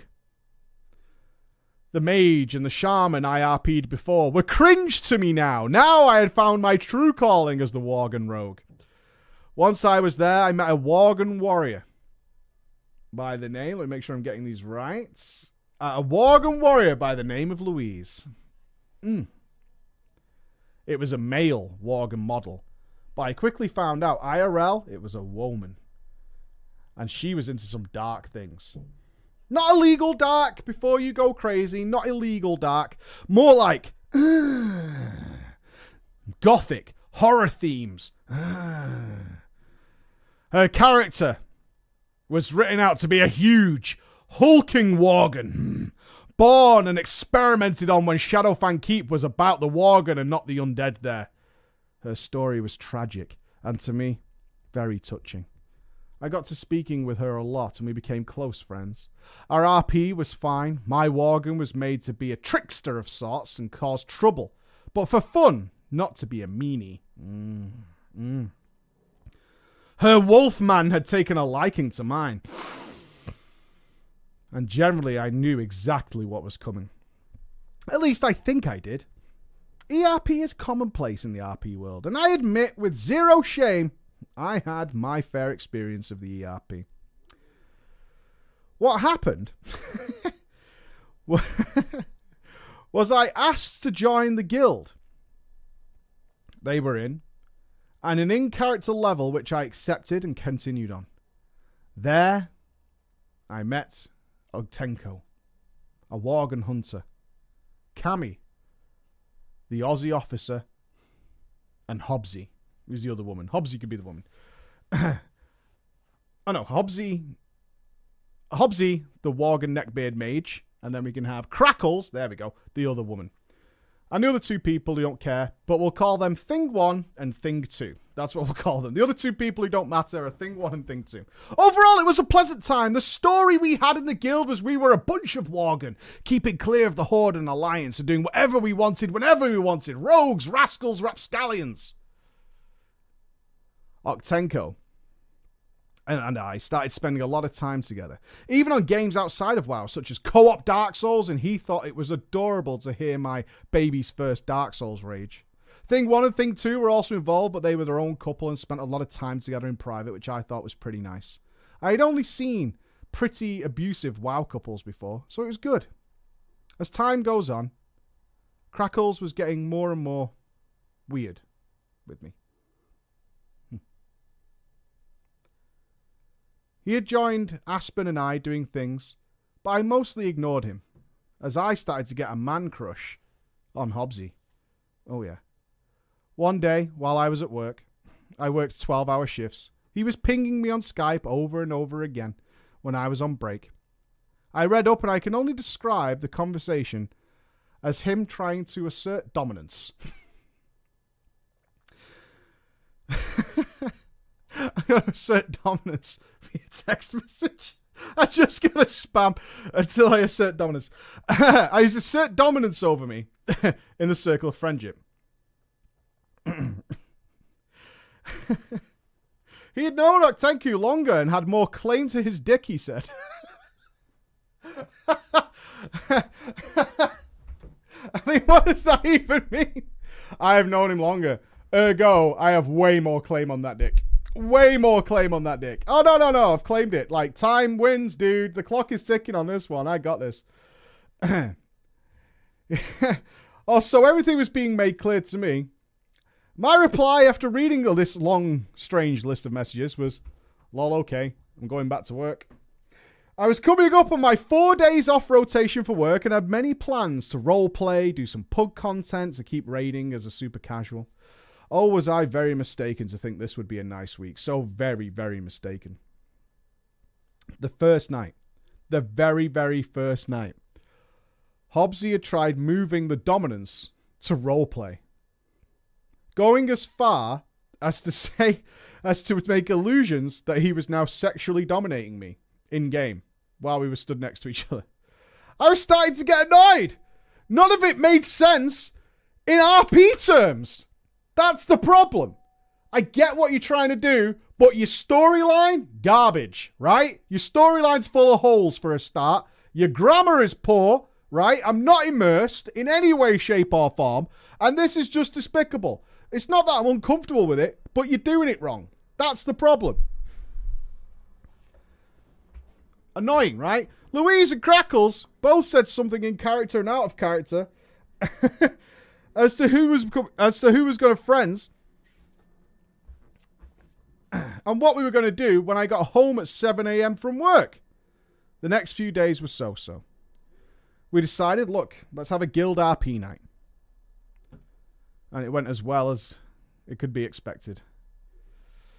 Despite some bickering between people.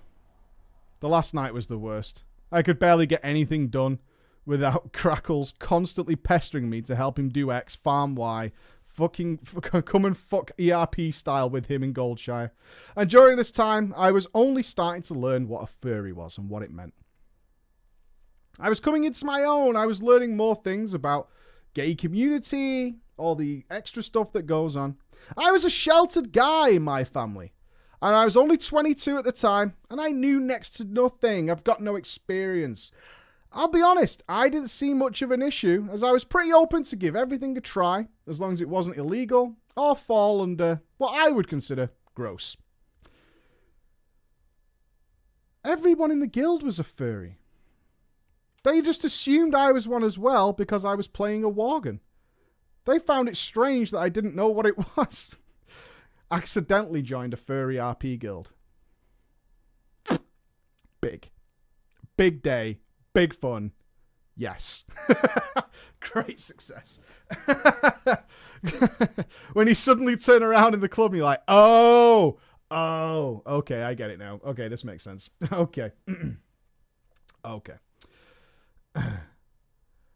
They obviously assumed my story was that I was a gay Worgen. I laughed it off and said I had no idea what the hell they were talking about. But once it was explained to me, I considered it for a moment.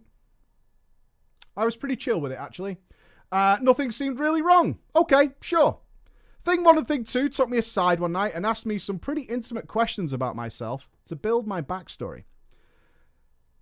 Thing 1 said he had some personality quirks and was curious. He explained to me about... I can only picture this happening in the open fields of Silver Pine Forest. Thing 1 and Thing 2 politely explained to me their master-pet relationship. I responded with, what?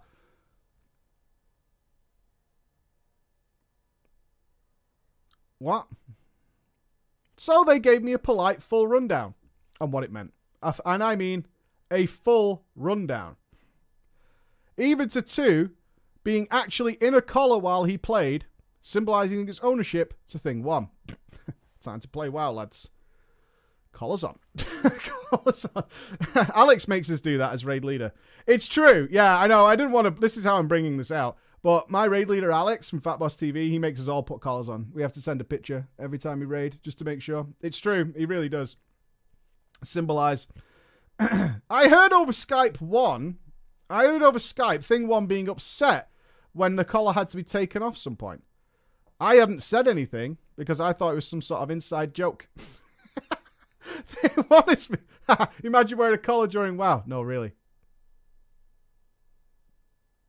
God damn. Thing 1 asked me if I wanted the same. Do I want the same with Cammy?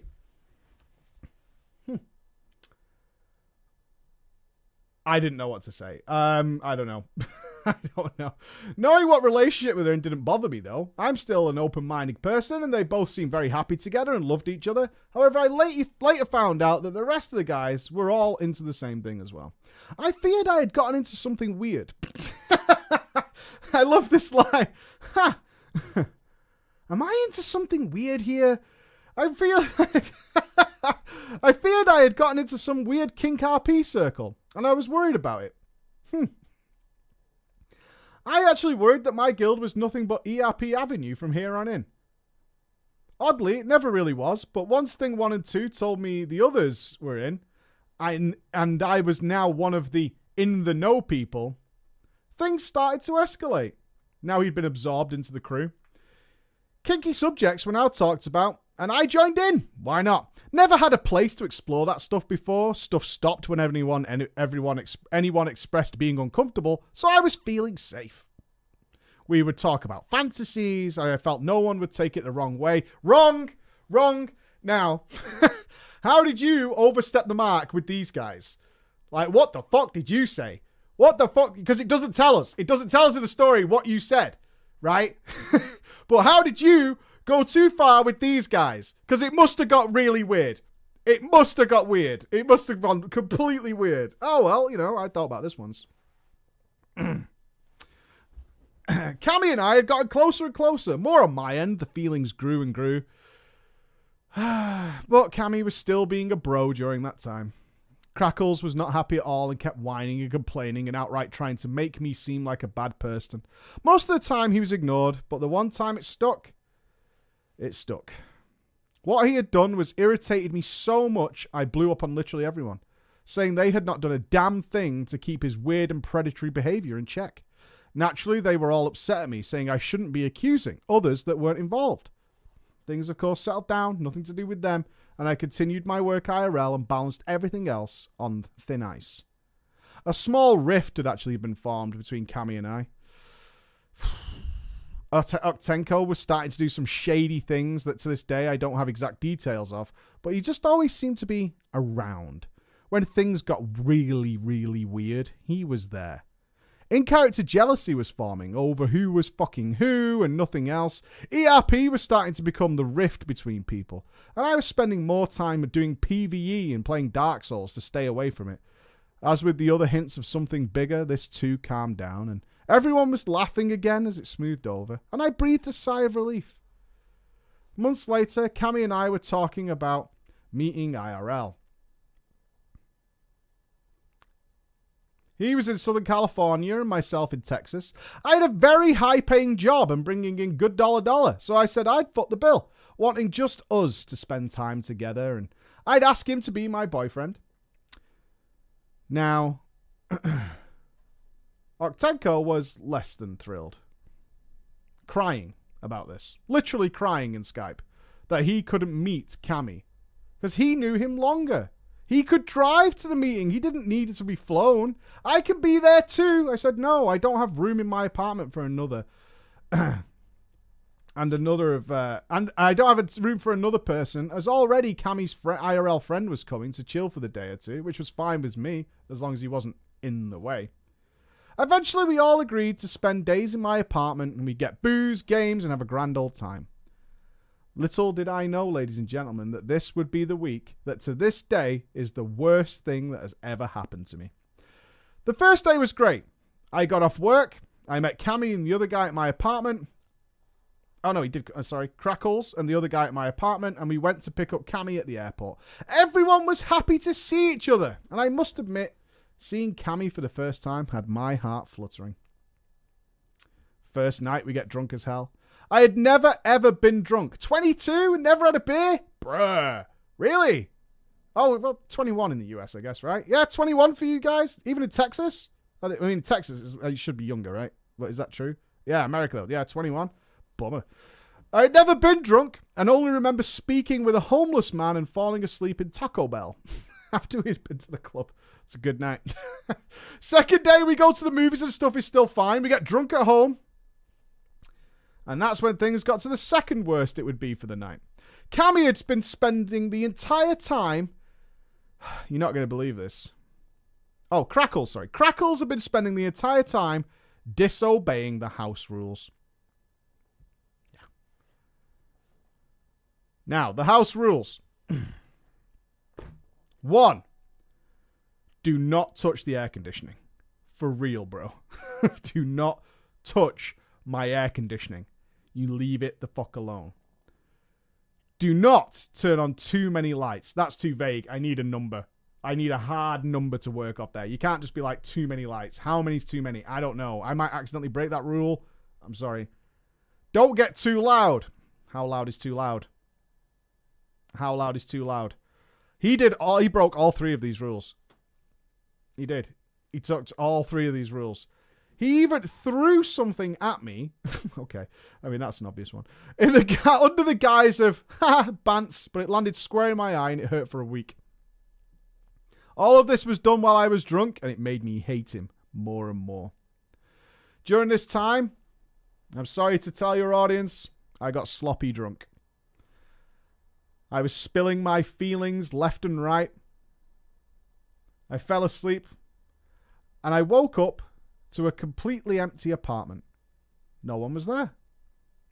I searched. No one was there. What the fuck? I thought maybe everyone had gone for a walk.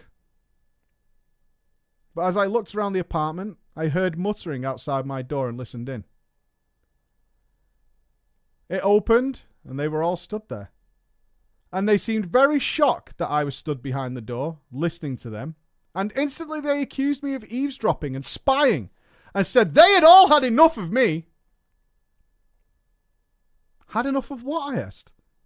Frantic in my sleepy, half-drunken, half-hungover state? Everything! Everything! They started to pour out my drinks and toss stuff away in the fridge, and before I knew it, they had all left my apartment. And I was on my own. It wasn't until morning I could speak with anyone else. Thing 1 and thing 2 were very quiet to me, as they knew the trip was happening and apparently had been told what had happened. I was told directly to be quiet. Let things run their course. I wasn't going to allow that. A bunch of my friends suddenly acting that way, surely it was just maybe I'd done something drunken. Maybe I'd said something stupid. I don't know. What had happened, though, is I had been used from the start. The new guy in the circle of friends that offered to bring all of them to his apartment and then be ditched, as Oktami and Louise have been spreading lies about me behind the scenes.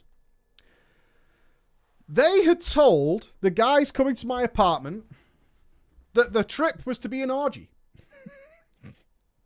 And that's what I was planning to have happen with the 4 dudes in one house. They said that now we were IRL, that I was definitely planning to do not just greasy things, but illegal things to Cammy. And the only reason Cammy had brought his IRL friend was to protect him from maybe being abused. Still came though, right, Cammy? Still went. Just want to make sure. Still like, well, I'm still going. Like, obviously I'm going, right? I mean, I've been told he might do some illegal shit to me, but I'm still fucking going. Like, I'm not going to say no. So he brought his friend over to feel safe. Thing 1 and thing 2 were wanting me to embrace some subs lifestyle the entire time, and we're actually hoping the orgy would pay off. Hey, maybe next time we can get down. Party. Saying I'd be better off admitting fault trying it with these guys and living with it. Fuck that, I never accepted an orgy. I called the airport and cancelled Cammy's return flight before he could get on the plane. I'm not sure about that move. If I'm being honest with you, that's not a good move. I think we can all agree that's probably not a good move, right? I called my parents to tell them what would happen, as they were worried as well. Cackles and Oktenka never spoke with me again.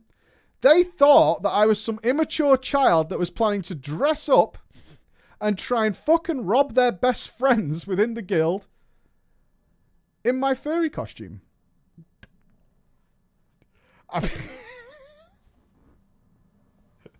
That was the plan.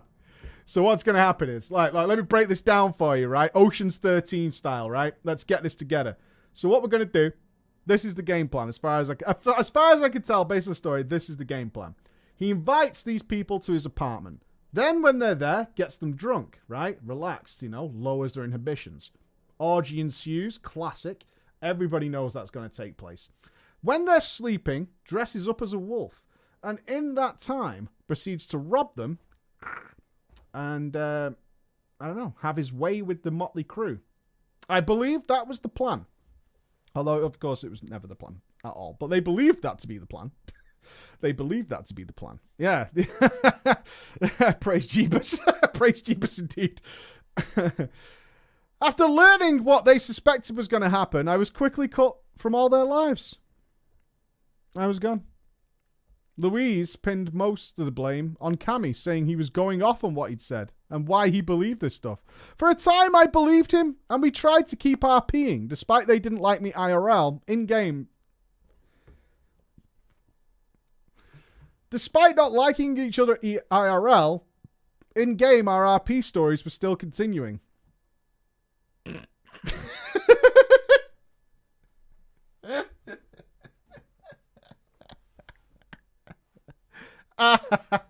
RP is the best, man. RP is some real shit. Oh, dude. RP is the real fucking shit. You don't know. You don't know. All the RPs, because we have a lot of RPs who watches, are just like, this is really not us. Like, I don't know what's going on here, but this is not how we do things. This is not how it goes on. I know, RPers. I know. We've had many RP stories, but you do know there are some RPers who are just fucking crazy, right? They're just fucking crazy. The entire trip. Okay. Sorry, let me go back to it. For a time, I believed Cammy that maybe through RP we could find friendship again. Until yet again, it started to get really weird. And I haven't seen or spoke to him in 7 years since then. The entire trip cost me $2,000. I lost my job the next week because of stress and anger over everything. Of course, being accused of being some sort of like Nightwolf character. IRL, like he was... I mean, that would stress me the fuck out. And I went to chill with my parents for 6 months. Jesus, the fallout. Since then, though, we're over it. I sorted out my anger issues and things, moved into a new place, and my life is going pretty fucking good now. I still play well, though, with my 12 troll characters and 8 Worgans, and I'm also rocking me some Final Fantasy XIV. I still roleplay, and I found some amazing friends along the way. I understand if this seems vague as the story happened 7 years ago. I kept it as PG as I could, as a bunch of man-talked, over-sex and kinks can get XXX very quickly. I imagine it can. I imagine it can. Lost his job because of WoW is extremely, like, broad as to what happened. I mean, that's like... I mean, that's really fucking broad, right? That's really fucking broad. It's like we wrote Shakespeare because the guy had a pen. I mean, it's a bit more to it than that if we're looking at it, if you know what I mean. But he still does the ERP. I don't know if he does the FERP. I don't know. But that does bring us to the end of Drama Time for this week. I may be around tomorrow. I've got a lot of leveling to catch up on. So maybe we'll have a stream tomorrow night or something along those lines, as I'm going to be looking at workshops this evening. So if you've not submitted your workshops and you want them to be checked, check the PG Discord. I'm going to be taking a look at them tonight. Other than that, be good. You all right? Yeah, good. Just finishing up. This is something you wanted to say because you came in as I was closing. Be good. Be sweaty. Why? Be wild. Okay. Be good, be sweaty, be wild. Be good, ladies and gentlemen. Ladies and gentlemen, I welcome you to Drama Time once again as we fall onto this Friday of justice. With mad panic, dramas going on left and right. Camera broke approximately 25 minutes ago. We are on a replacement camera. Hopefully it's fine. Looks okay to me. Looks okay to me. Why? Why doth the camera break? I don't know. I don't know why the camera break. But camera no work. Camera no work. But now we fixed. We got backup camera. Also, if anybody has a really good DSLR camera, please let me know. Please let me know. We're still not 60 yet. We took 2 days, 1 day away from streaming to try and catch up. Streaming is unfortunately extremely slow. Not that I'm going zoomy fast or anything like that, but we're getting like 1 level of stream now. We're down to like 1 level of stream. We're taking quizzes. We're doing all kinds of stuff. We're streaming. We're having fun while we're streaming. So I took a day off just to try and catch up a little bit. We're also getting stream sniped quite a hell of a lot.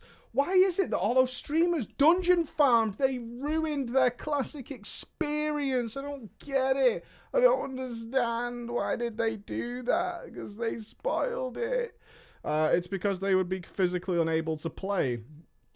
It's really not that hard if you kind of put more than like 5 milliseconds of thought into it. It's really complicated, you know. It's really complicated stuff that you've got to try and work out. Yeah, really tough stuff. So even though I was off stream, actually, the stream campers found me quite a lot of times. Very dedicated to finding me and hunting me down and doing all those kinds of things. However, all in good fun. I'm sure they're enjoying themselves. One day I'll be level 62. One day. One day I'll be there. One day I'll be there. No, they ruined everything. Why did they go out into the open world on these PvP servers? Why didn't they do that? There'd only be like several hundred people trying to prevent them leveling. It's just an authentic classic experience, right? It's an authentic classic experience. But I'm still very, very much enjoying it. I'm still very, very much enjoying classic. I'm having a great time. I do want to get capped now so I can take part in some endgame stuff. So we can have some fun with that. As people in my guild already have a Thunder Fury binding. Son of a bitch! Outrageous, churlish, frankly unnecessary to have such things going on. Yeah, they raided last night and yeah, we saw Thunder Fury bindings drop. But you can't make it yet, can you, you dick? So I'm technically still okay. Technically, I'm still fine. So I could be all smug about it in that way. That's my dream. I could be all smug about it in that way because they can't actually build the fucking thing yet. So that's all good. Other than that, it's my son's birthday today. I am missing party 1 to be with you here today, but it is the kids' party at a play centre. But tomorrow I will be taking part in the Fatherly Day, where I'm taking him to Blackpool. He wants to go and play on shitty machines. That's what he wants to do. He's into gaming. He wants to play on shitty machines. So we're taking him to Blackpool. For those of you outside the UK, trust me, it is the pinnacle of wonder and delights, is what it is. There is many, many machines of 2 pence in order to grab things. It's an arcade day, Sea Life Centre, that kind of shit. For a kid, it's wonderful. There's illuminations. They'll get to see members of Coronation Street up in big lights. It's a big dream. It really is a big dream. So I'll be taking part in that tomorrow, so I can't wait for that. That should be fun. Let's have some fun. I put up guilds versus arseholes. Now, I'll be honest with you. I just read... I read the loot rules of this one, which is in like the second paragraph, and that was enough for me. I was invested. I don't know how this story ends. I do pre-screen a lot of the drama stories to make sure either they don't get too weird or illegal in some cases. But this time, I just read the loot rules. I was like, I'm so invested in this story. There's nothing better in my life than just completely abominable loot rules. I like it very much. Am I excited for the World Cup? I mean, you're asking the wrong guy. Are England even in it? If England are in it, I'll probably be somewhat interested in the England games. I like the World Cup in principle. In principle, I like the World Cup. I like that the country comes together under something, because we're not an exactly patriotic nation, the UK. We're not a particularly patriotic nation, but soccer and the kicking of the ball is something that we can generally get behind as a nation and have some fun with. So let's add DG, one of our new top tier Patreons. Welcome, sir. Let's add you in. Let's have, as an egotistical paladin, we need a loot whoring noob. Let's have Anna. Let's throw Anna in there. And a raid co-leader. Let's have... I don't think we've had him for ages. Tomaz. Let's have Tomaz in. Let's have Tomaz in. Let's have some fun with this. Okay, is it hot? It's roasting. I've got a brand new camera. The lighting is different. I can't... It's so annoying, guys. Like, it's really irritating when your lighting's wrong. So if I turn this light off, which is directly above my head, this happens. Are you guys okay with that for the next hour so I don't get all hot and bothered? Or would you rather throw me under the bus and not have to deal with that? I would put that to the chat, but yeah, exactly. Yeah, exactly. So I will get hot and sweaty to be in part of your team. Get under that bus. Under the bus you go. Yeah, that's what I figured. That's what I figured. God damn it. We need a raid team. So if you guys can pick a name of a raid team, I would be much appreciative for our live audience. If you guys could do that, I will take note of it as and when it happens. And it can't be the Twat Wombles. Thank you very much for being the first suggestion. Anyway, Hollow Preacher Man and your wonderful ballers in the chat. After writing my last drama story detailing the failures of a guild, I've decided to talk about some of the proudest moments I got from the current guild I raid with. Once the guild from my other story took a definite break from raiding due to 40-year-olds acting like children, I suffered the world of Warlords of Draenor LFR.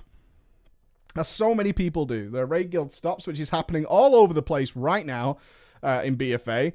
Anybody's failed from the last week to this week? I know some of your guilds have failed from last week to this week.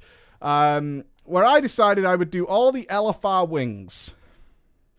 Just enough to get legendary items. Of course, we need those Legos. We need those Lego rings of Warlords of Draenor. Except for the Blackrock Foundry, I've only ever done each boss once. I decided to say, fuck this. Fuck this noise. I am in the cesspool. I am literally circling the drain, doing LFR over and over again for shit rewards, and it takes hours. I'm out. And I transferred to a new server and applied for a guild I'm currently in and looked up a raid team to fit my time. I found one, and upon writing my preach style, it has that in quotations, application, got approved. We have a 100% success rate on that, by the way. To join, who do we having? My guild died. Okay, we'll call it My Guild Died. That's what I can see there.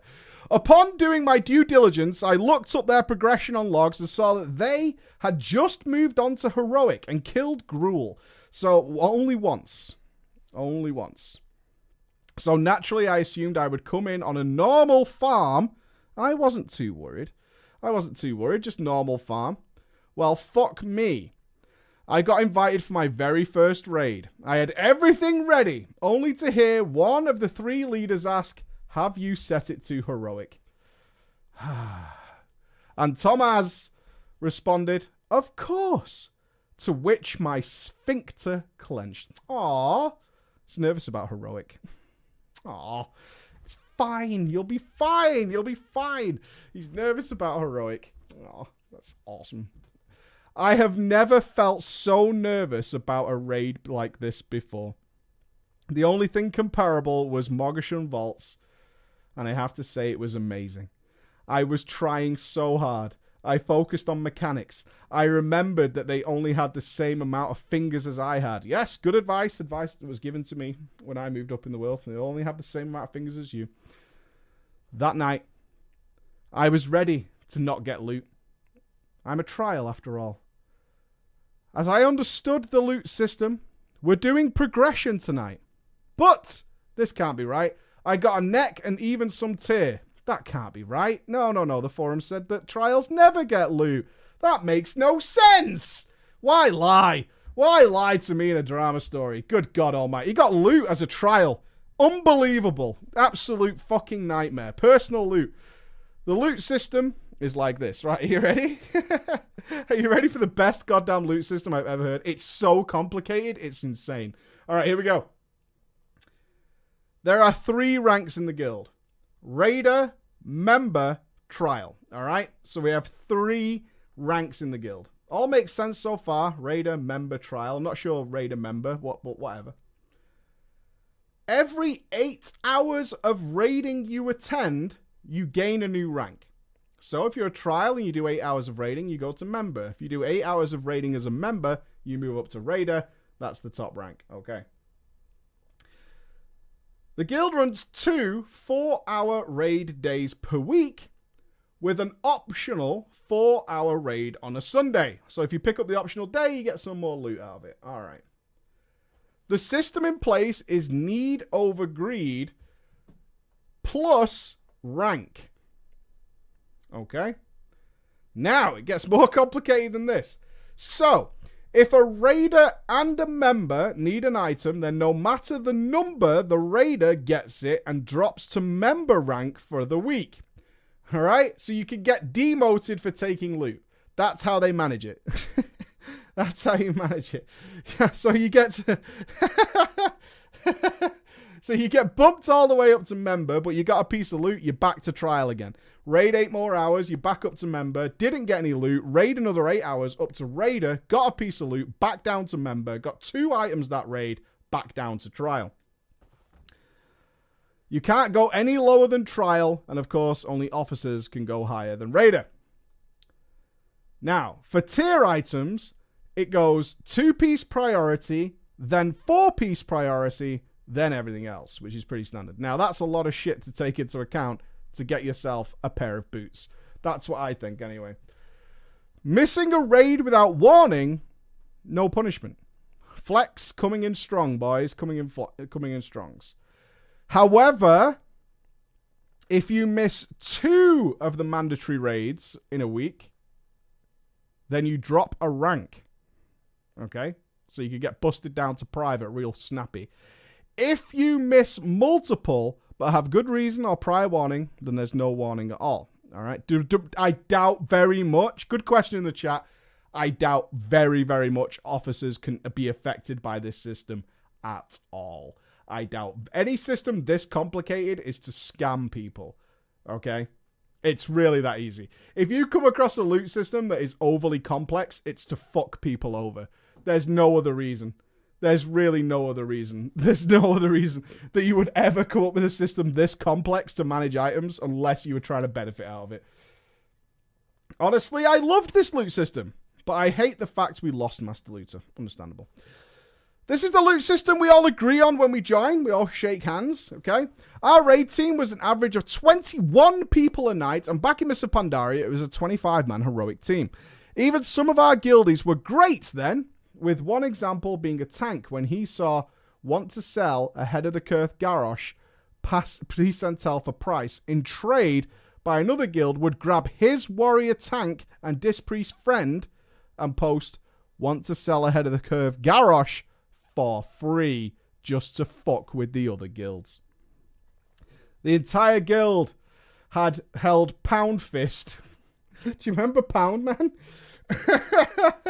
The entire guild had camped every spawn of Pound Fist for about 2 hours to get, as far as we know, 300 guildies the mount.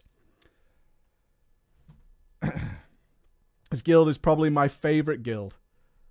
And the team within it, my guild died, was one of the strongest teams. And strange.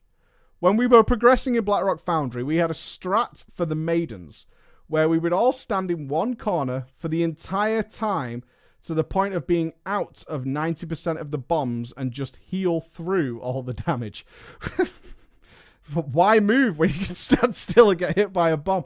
We did, however, miss Blackhand Heroic. It's genius.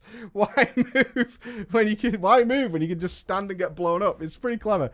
We did, however, miss out on Blackhand Heroic by 5k HP because we spent 3 weeks doing nothing but Blackhand attempts. The most vocal of our 3 raid leaders was Thomas, the raid lead that dealt with attendance and loot, shockingly, while the other 2 dealt with recruiting and payment. You might be wondering what payment is.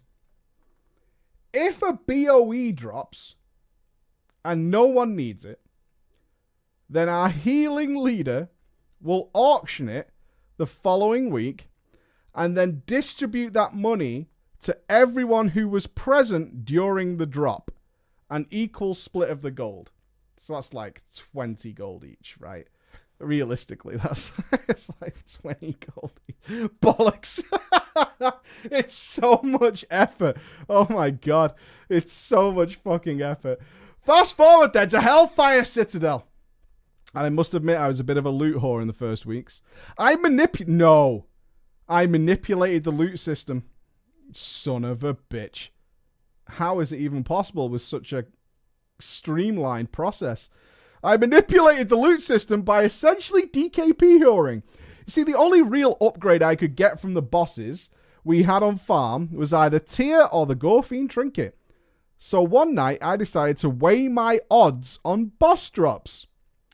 For the Trinket, I had 3 possible competitors who were of Raider rank. After the second boss, it became 2, and after Deadeye, it became 1. So here we have, if you're not sure what he's doing, I'm sure many people can expect it. When you have a system that rewards you for not taking items so you can get the really good one, people don't take items. They will pass massive upgrades for one particular thing.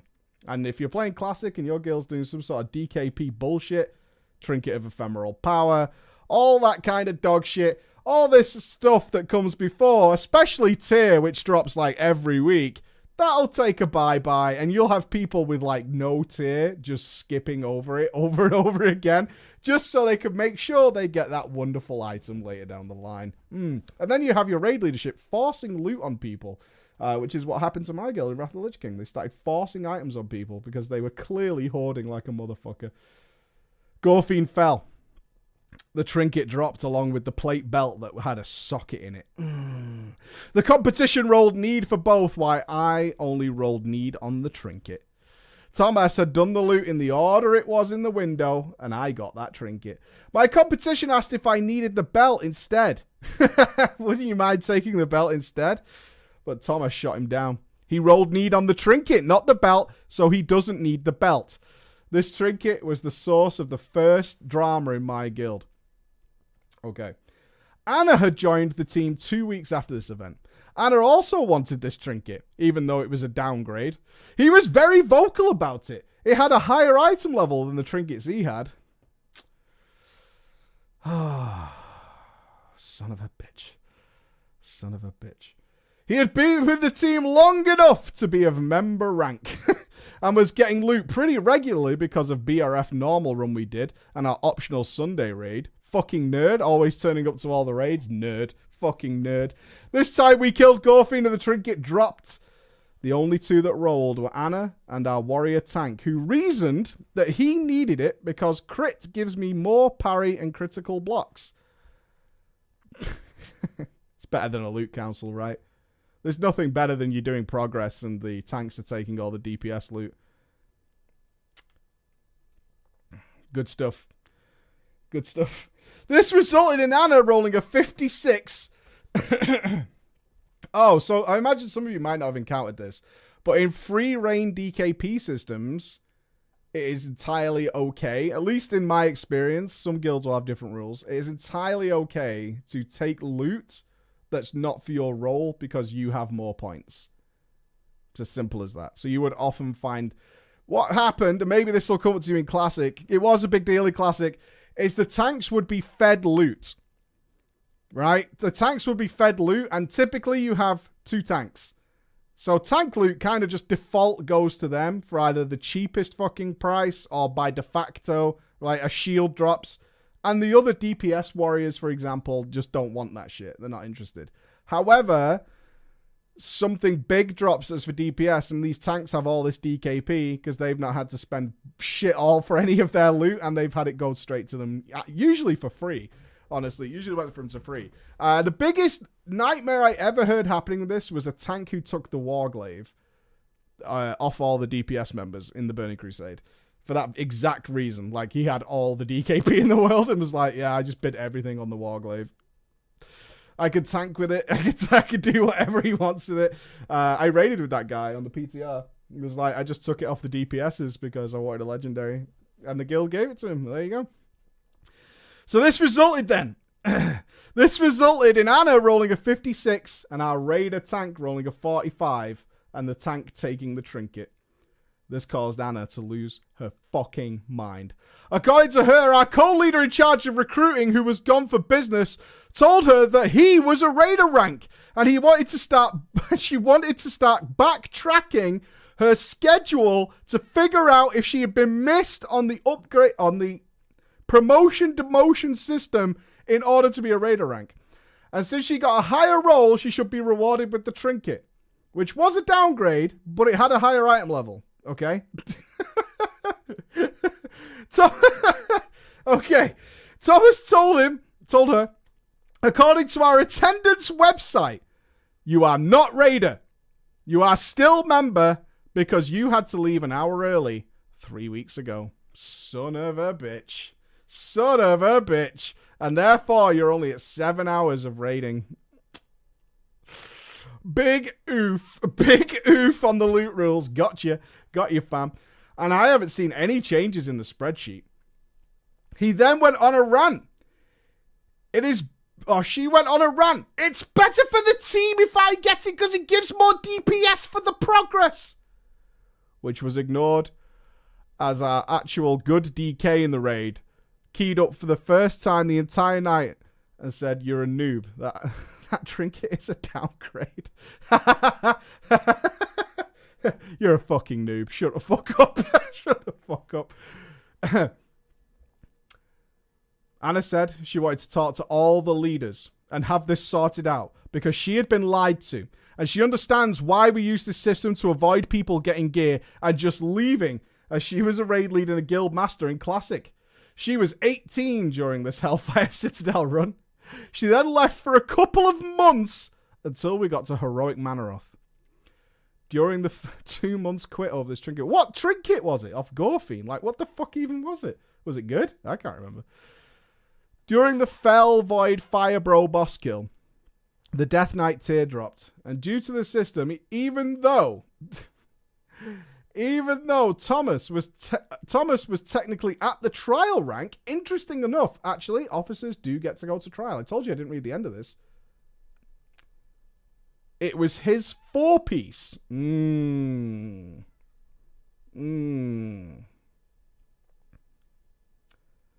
so it was looted to him. We didn't see Thomas after that night. He took his 4-piece and fucked off. And he became the big joke of our raid team, telling people they weren't allowed 4-piece anymore because they'll quit the guild. Fast forward to when we were giving heroic Archimond carries. And he saw our team advertising in guild chat and whispered, "Can I come back now?" No. No, you can't. He whispered the other leads and they all put him on ignore. He then started whispering me and others in the raid, so I told him to fuck off and put him on ignore. And this was the time I started telling the officers, "Hey, why have you not got your legendary rings yet? You guys are the raid leaders. You should come prepared to raids. That should be a demotion." It then says here, "Thanks for that idea, Preach, as I used that on her to this day about her Azerite level being not 65.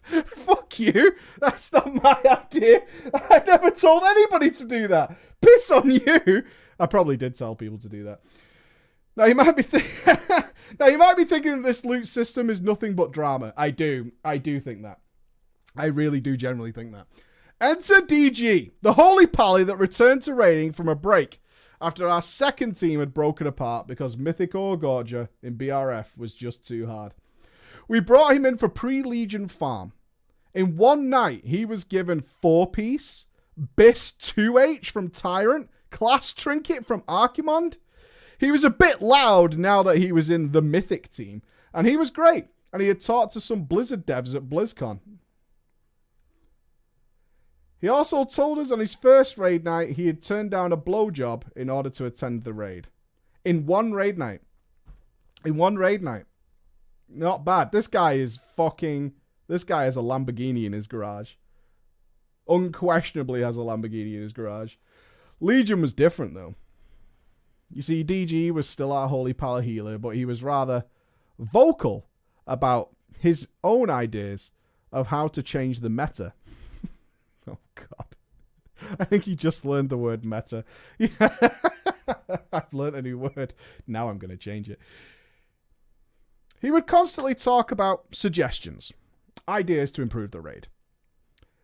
Really ingenious stuff, like how we needed to up our item level requirements. Up our item level of our raid for normal Emerald Nightmare. We should increase it from 30 levels under the drop to 10 levels under the drop. This would improve success. It's true, though. He's not wrong. If you get more gear, bosses die faster. It's a good start, actually. He's on his way. He would also talk about how our DPS was slacking and that we should be checking more logs. We needed to avoid damage more. This is big. This is big. And that we were wiping because people were taking too much damage. I like this guy. I like him. Yeah, I tell you what, DG, you can join my guild anytime. Our tanks needed to not outrange him during the dragons. We needed to stack better on Ursoc. We need to kill the ads on Il'gynoth faster. I hope you guys are writing this down because this is huge. This is a big one, actually. I've not... All right, big play of the day. Tanks get better at Cenarius. Magnificent.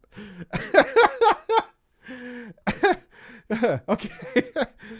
Interestingly enough, most of the mechanic fuck-ups that caused the wipes were him, and we lost the healer. And we got quite a few heroic progression kills when he was gone, and I was healing on my crappy Mistweaver. When Kara launched, a bunch of us decided to form dungeon groups, and I got stuck with DG as our assigned healer. We never even killed Morose. That's really sad. You never even killed Morose. Bummer. That's a fucking bummer, dude. During Trial of Valor Heroic Odin, we finally got to experience DG's true rage. You see, we had gotten to the point during every pull where our paladin tank would die during the ads. Heroic Odin ads? What ads? Is there ads on that fight? That's where you stand in the colours, right? Does he mean Herja? How do you die to those? Yeah, is he dying to them? I can't remember the other guys. Yeah, first phase? Okay, let's see where this goes. This is kind of the joy of me not knowing what the story is before we read it on the show, because I don't know where this goes. Okay, we had gotten to a point during every pull where our pally tank would die during the ad. So this is phase 1. To be fair, if I'm right, it wasn't Mythic then, and Heroic Odin was a complete fucking nightmare. Am I right? Did we have Mythic then? I can't remember. I decided to suggest maybe we should assign a healer to the tank. That's big, actually. That is big. We had Mythic? Oh, so it's only Heroic. Okay. Okay, we're going to assign a healer to the tank. This is a big brain maneuver. This is a big play. All right, we're good. All right, this might fix it. We're going to assign a healer to the tank. Maybe we should assign a healer to the tank so he doesn't die. DG did not agree with this at all as a strategy. No. He decided, if I focus on keeping the tank alive, then all of the DPS will die, because the other healers can't keep up with my healing. He might be right. I don't know. Thomas, who is back by now, told him, we have 3 other healers, and there's not really any damage going out on the DPS, so we should try it since it keeps happening. What is happening in this raid? There are 4 healers, the DPS aren't taking damage, and no one's healing the tank. What are we doing? What's happening here? I'm so baffled by how this can happen. Well, how dare our raid leader suggest that DG, our raider, who has mythic raid experience, use his tank healing class to heal the tank. We audibly heard DG smash his desk. It is not a healer problem. It's a tank problem. It sounds like a healer problem. I am tired of being treated like a doormat. Can you heal the tank, please? Wow. Like a fucking dog expecting a paladin to heal the tank. Why don't you just shit on me at Christmas? Why don't you come into my house and steal my fucking presents? Huh? Why don't I just give me your bank details and I'll send all my hard-earned cash to you? Eh? Would that be okay? Was that alright? Jesus fucking Christ. Even our super quiet tank was surprised by this. And he finally keyed up and said, who's treating you like a doormat? I agree. Who is treating you like a doormat?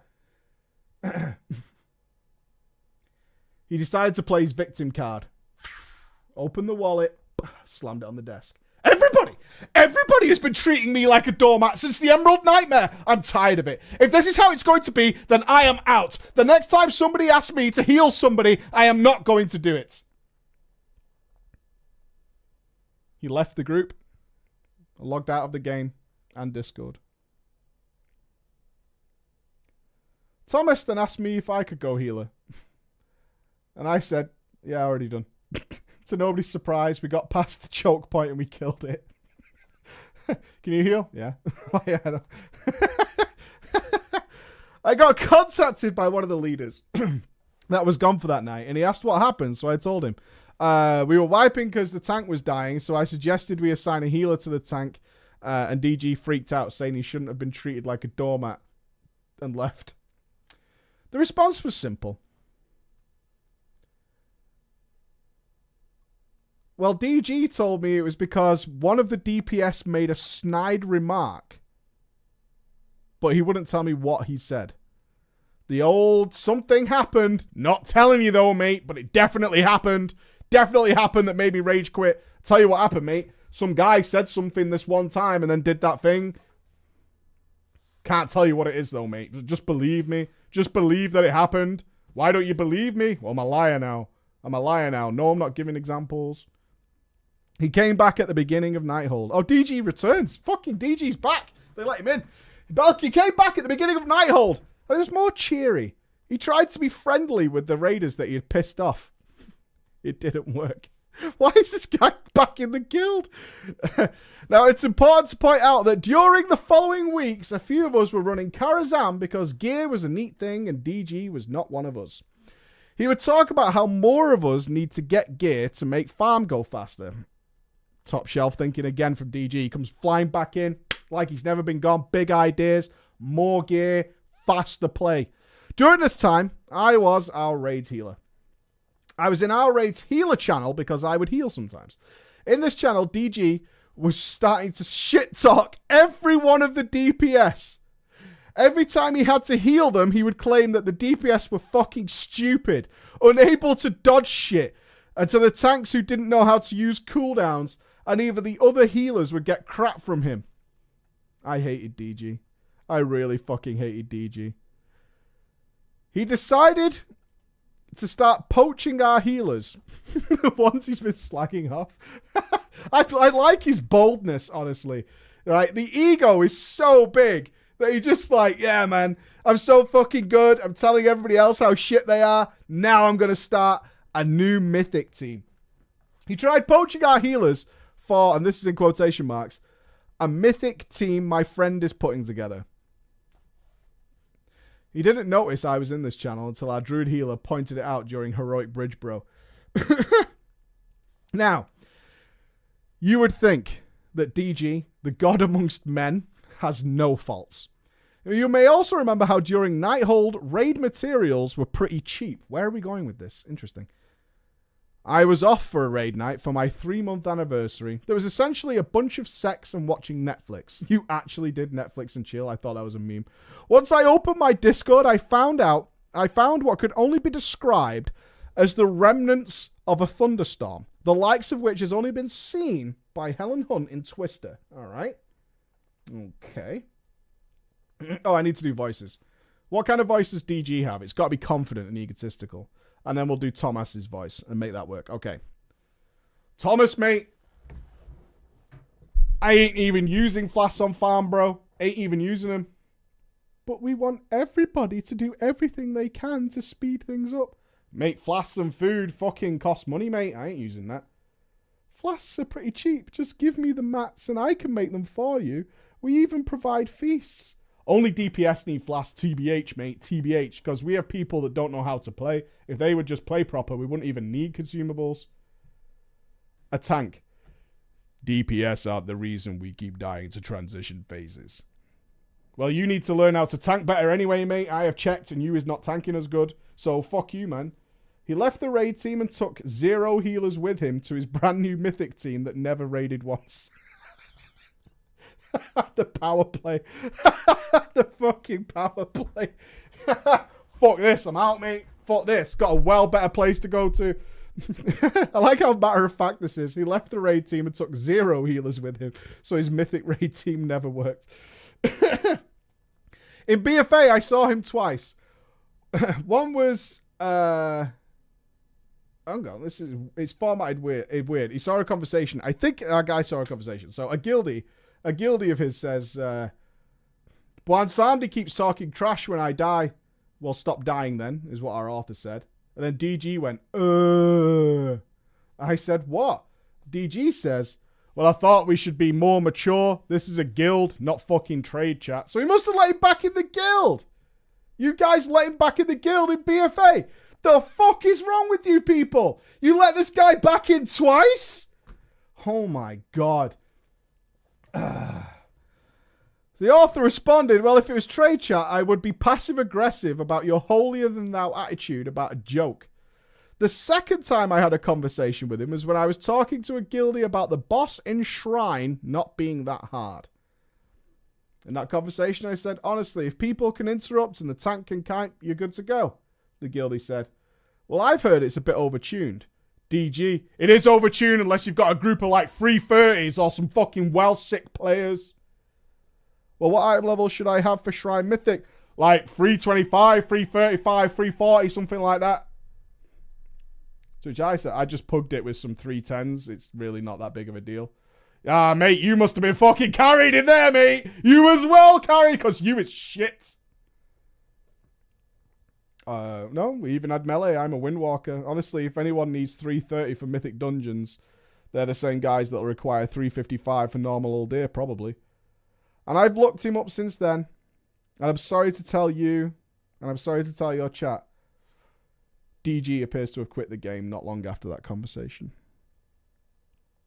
That is the end of my little tale. DG, if you're listening, man, you had some big thoughts, honestly. You could have been an absolute hero to that guild. They should have been paying more attention to you. I mean, it comes across as egotistical, but I'm going to put that down to the author's spin. I think you were genuinely trying to help. I do. I really do think you were genuinely trying to help, and they were not receptive to your suggestions, which is... It's sad, honestly. It's sad. It really is. A big loss. Yeah, the raiding community misses you, DG. I would like to see you back. Right. Time to throw myself under the bus again in relation to BlizzCon. I'm the Raiders' girlfriend. Ah, son of a bitch. Okay, so to put into context as to how this relates to me and BlizzCon is every time I go to events like this, I am constantly harangued by successful husband-wife guild leaders because of this show. Now, first of all, you're lying. It's just a friend of yours that you brought with you. And second of all, I'm never going to be convinced. So, you can hassle me all you want when you see me at BlizzCon. You can come up to me and you can be like, we're a husband-wife guild. I'll be polite, right? Like, nice to meet you and all that. But in my mind, I'm thinking, you're upsetting all those players. I just want you to know that as just fact, all right? That's just truth. That is straight truth. Okay. I'm just telling you. Yeah, a mom and pop guild. Yeah, exactly. Right, we just need a boyfriend, but barely mentioned. So we're going to throw THD in there. First relationship. Got him. Okay. The raiding girlfriend. What do we mean by the raiding girlfriend? We mean the girl who's suddenly started playing WoW because her boyfriend has convinced her that it's a really good idea to stop her hassling him, basically. If we play together, you want to spend more time with me, then we should just play WoW together, right? That's the solution. Something we don't often recommend on the channel, as often it leads to nightmares, or in fact, the worst possible nightmare, which is what we're about to discover here. Let's go. Hello, Michael, and the good people in the chat. Ahoy. I listened to a Friday drama story about boyfriend convincing girlfriend to play World of Warcraft, and the recommendation from you, in the end, was to not do it. I stand by my words. It made me want to share my story of the same topic. This time, though, the perspective is different. Because I am the girlfriend. All right. Are you ready, boys? It started way, way back. Me and my boyfriend, THD, had recently moved in together. He had brought up the topic of computer gams a couple of times, but I didn't give a fuck. I explained to him that I don't like fighting and killing things in games. But oh, that THD was persistent. He said that there was this game, the game of games, and that it was amazing. It was like a real world.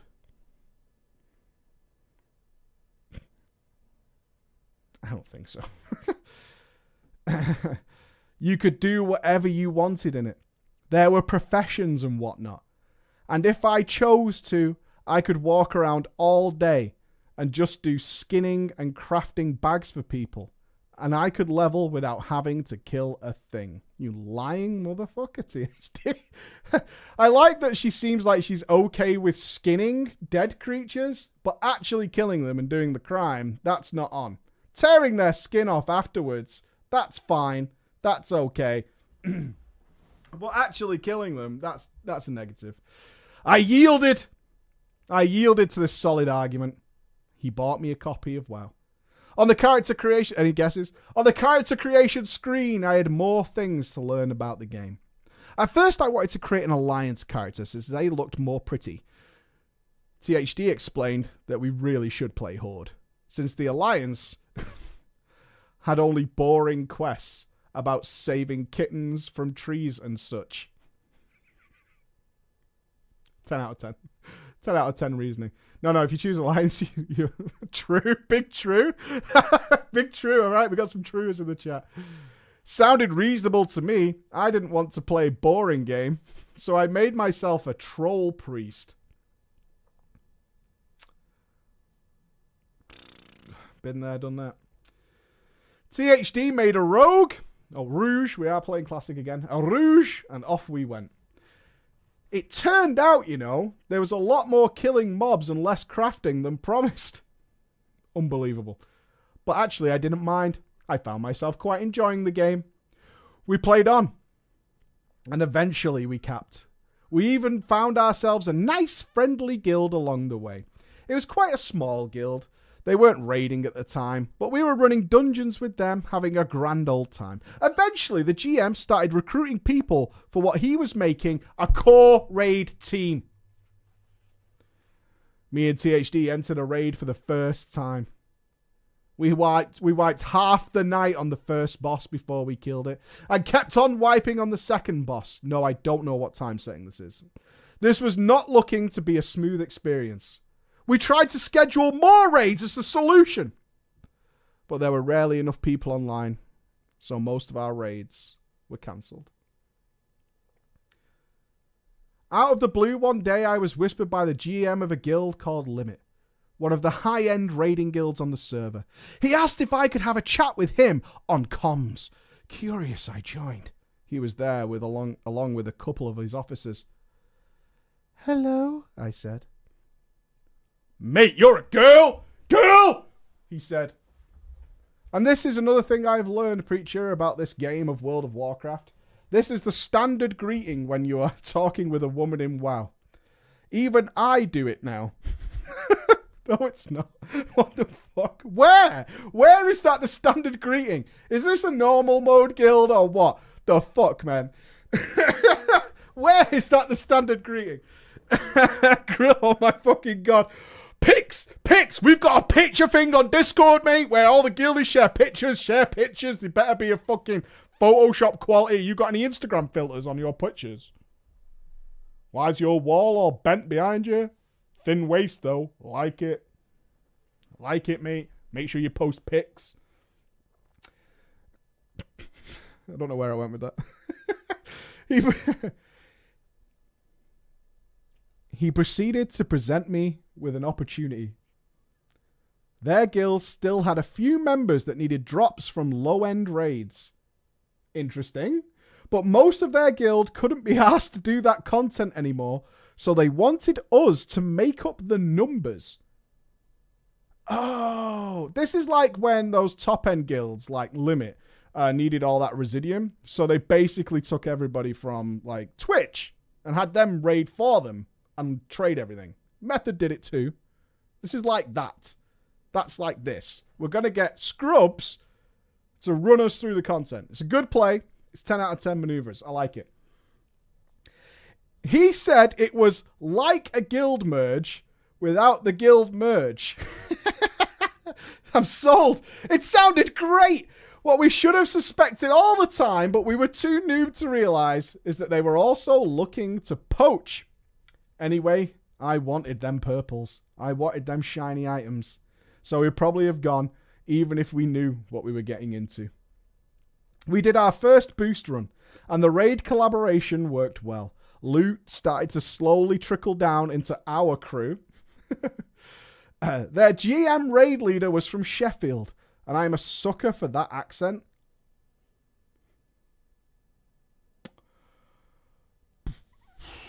Okay. Just listening to it was enough reason to raid with them. Yeah, that just got like a... Yeah, like everybody's like, eee. I'm not even sure people from Sheffield like that. I'm just saying. Okay. Can you imagine just wanting to listen to fake story to a Sheffield accent? Good God. Google it if you're not sure. About a week later, I was whispered by him again. Their guild would be doing their main high-end raid the next day. They were a healer short for one of the bosses. He asked if I could step in. Sure, I said. This sounded fun. I haven't mentioned this so far, but this was all the way back in vanilla World of Warcraft. My only raid experience was a few wipes on one boost through Molten Core. The boss I was being summoned for today, in my all-blue dungeon gear, was Grand Widow Fairlena in Naxxramas. Jesus Christ. Woo! Oh, but I tell you now, lads, and I don't want you to take it the wrong way. I don't want it to come across this way, because we're proving everything wrong here. Girls get no special privilege. All right? I just wanted to make that absolutely clear. It is very normal for Naxxramas progressing guilds to take a blue-geared priest and be unable to find literally anything else. There is absolutely nothing else to it whatsoever. This is perfectly normal. It's all good, man. My expectation was to be just one healer amongst many, hiding in the numbers. But oh, I was wrong. I was going to tank. Now, I do know, hold on. Good lady here has sent me 2 emails because I think she gets the boss wrong. Let me just double check. I'm the raiding girlfriend. I got my facts wrong. Priests don't taunt Fairlena with ads. They trank soothe when she enrages. I mixed it up with Vesuvius. It was a long time ago. Sorry, I hope the story works anyway. Okay, so I can get that out there. Is that she got the boss wrong. Doesn't matter. If you don't know the fight, Fairlena one-shots all normal tanks. So priests need to soothe and use them. Needless to say, I quickly progressed from confused through bewildered to full-blown panic that I had such an important role. But she died. Fairlena hit the floor. After the adrenaline rush subsided, I stopped shaking and realized this was about the most fun you could have with your clothes on. Where's THD, though? I expected this to be a one-time event. I had a hard time seeing how much use I could possibly be to them. So much to my surprise, they asked me to come back again next week. This time, I had homework to do. A long list of items I needed to farm. Everything from Flaspos food to Fellwood tubers. We were going for progression on Cthulhu. Oh, they haven't killed Cthulhu yet. They're doing Nax before Cthulhu. Classic. THD said he was happy for me. But his face told a different story. I got the feeling he was actually quite jealous. And with all right, I point out.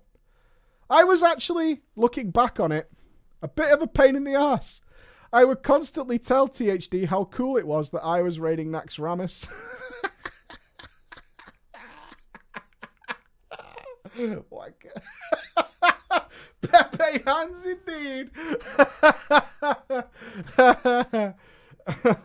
I felt a little bad about it, but not enough to not keep doing it.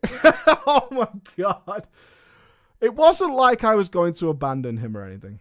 I was just going to play a little bit with these nice people while the opportunity was there. Don't worry, she'll come back to you. We didn't kill Cthulhu that day, but they were apparently very, very happy with my performance. The next day, I got an offer to join the guild full time. Oh shit, though. What do I do? I did have a couple of purples by now, but was still mostly in blues. I was so far behind them on gear and experience that it was a joke, honestly, that I was being invited. You're correct. It is a joke. It is actually a joke. But this was classic. I was a holy priest. They needed me. Yeah. That's what it was. That's what it was. There was literally no other holy priest in the entire server. None. Weird, right? I told them no. I told them no. I would only join if my boyfriend THD could join the raiding team too.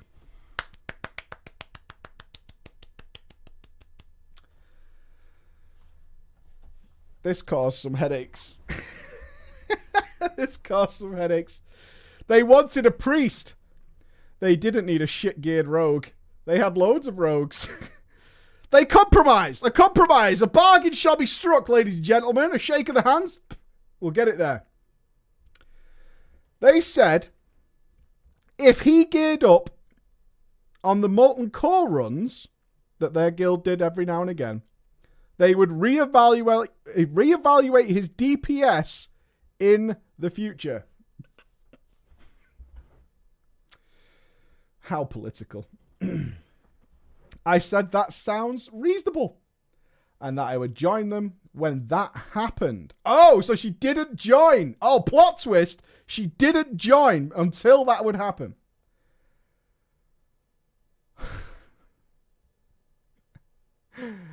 I take it all back. She didn't join the guild. She just stayed raiding with them full time, but not in the guild. So technically she hasn't joined the guild. I kept joining them as a pug for Nax Ramos and AQ40 progression. They fully boosted me through Blackwing Lair to get a full... Not you though, THD. Unlook. They boosted her through Blackwing Lair, got her full Transcendency set for the hot set bonus. We killed Mexina and Cthulhu soon after. On the kill screenshots, I was the only one that brandished a different guild name above my head. I wasn't sure how long I could keep blackmailing Limit about my membership. But finally, THD got some weapon drops. And he was allowed to raid with them. Get in there. It was weird but nice. Seeing the guild chat with familiar people. After having raided with them for so long. I felt really at home in Limit. THD didn't like it. He was benched every raid. His pride was hurt beyond repair. Having been dragged in based on my merits. It says here in brackets, of my class choice, to be fair. Yeah. We all believe you. He broke up with me not long after.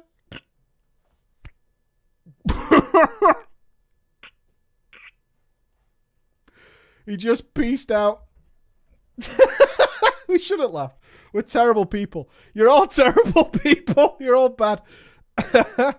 It was over a fight about whose turn it was to do the dishes that sent him over the edge.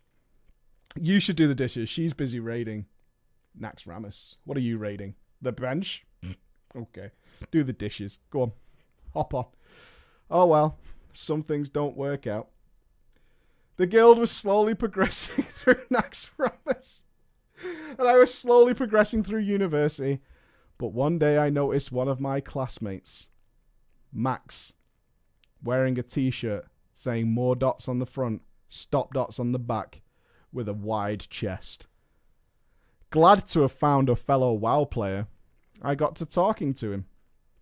It turned out we were both playing Holy Priests, so we naturally continued to compare gear on the armory. His guild was up to Kalthazad, while we were wiping on Lower Theb. Max spent the first hour of our meeting telling me how much better his gear was than mine. Now that's a real WoW player who's progressing Kalthazad in Classic. So this girl walks up to me, right? Plays WoW. Yeah, I think she wants to get some of this sweet D. Turns out, though, she's fucking noob, mate. Only on Lower Theb. Piece of shit. So I told her how shit she was for an hour. That's how I did it. Yeah, I was alphaing her. I was really alphaing her. It's the best way. My first impression of Max, that he was a bit of an arse. Years later, though, I found out he was secretly jelly of me having the chandelier staff from Thaddeus, which was the only one piece of gear I had that was better than his. You triggered him with your staff from Nax. That is a genuine Naxxramas is progressing classic player. There's no more evidence I need. There is really no more evidence I need that is genuine. Despite this false start, we became friends, started dating, and moved in together. But you shouldn't move too fast with these things. Raiding together was not going to happen for quite some time yet. We're on different realms, and we stayed with our guilds throughout all of the Burning Crusade. Max was in a world 21st kill as a Shadow Priest at one point. And I can honestly say that I was really jealous of him, and we didn't talk properly for 2 weeks. What the fuck? All in all, though, things were good. Are you sure? Are you sure things are good? Are you sure? In Wrath of the Lich King, though, we transferred to the same realm and started raiding together. He was tanking now. I was still a healer. And in Mists of Pandaria, we got our first kid. We took turns in raiding one-handed, holding the baby with the other arm.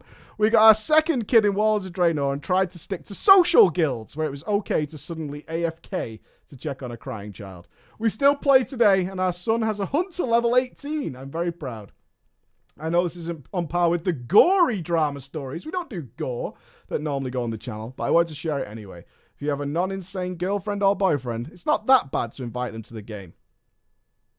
You broke up with your boyfriend because of the game. This is the worst example of this story situation ever. Ever! Literally ever! He left because of your raid progress. It's so bad! Like, what are you talking about?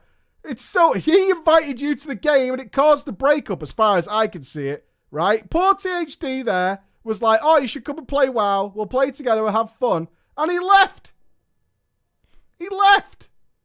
It's not a bad idea. Thanks, Mike, for reading the story. I love your accent. I'm not from Sheffield. Don't ever say that. Just telling you, not from Sheffield. I give my love to the chat. Will do. We'll give our love to the chat. Ladies and gentlemen, that was great fun. That does bring us to the end of drama time for this week. What accent? I think I have a pretty non-clear accent. It's English. That's about as far as we can get. She left him, though. I'm just saying. She was the normal, though. I don't know, Anna. I don't know. It's North. It's a northern accent. I'll take it. It's North. I don't sound like Sean Bean. I don't sound like Sean Bean. Not in any way. Ladies and gentlemen, have a great weekend. It is my son's birthday, so I will be out and about in Blackpool tomorrow. So if any of you live in Blackpool and you see me, say hi. Say hi, unless I'm doing something other than that. King in the North, mate. King. I can't even do a northern accent. I can't do it. Have a wonderful weekend, ladies and gentlemen. I will see you again on Monday. Hopefully, we'll be near capped on Classic, and we can get back on with our normal schedule. That would be really nice, wouldn't it? We're probably going to play something else next week as well. So be good. I'll see you then. Bye-bye, everybody.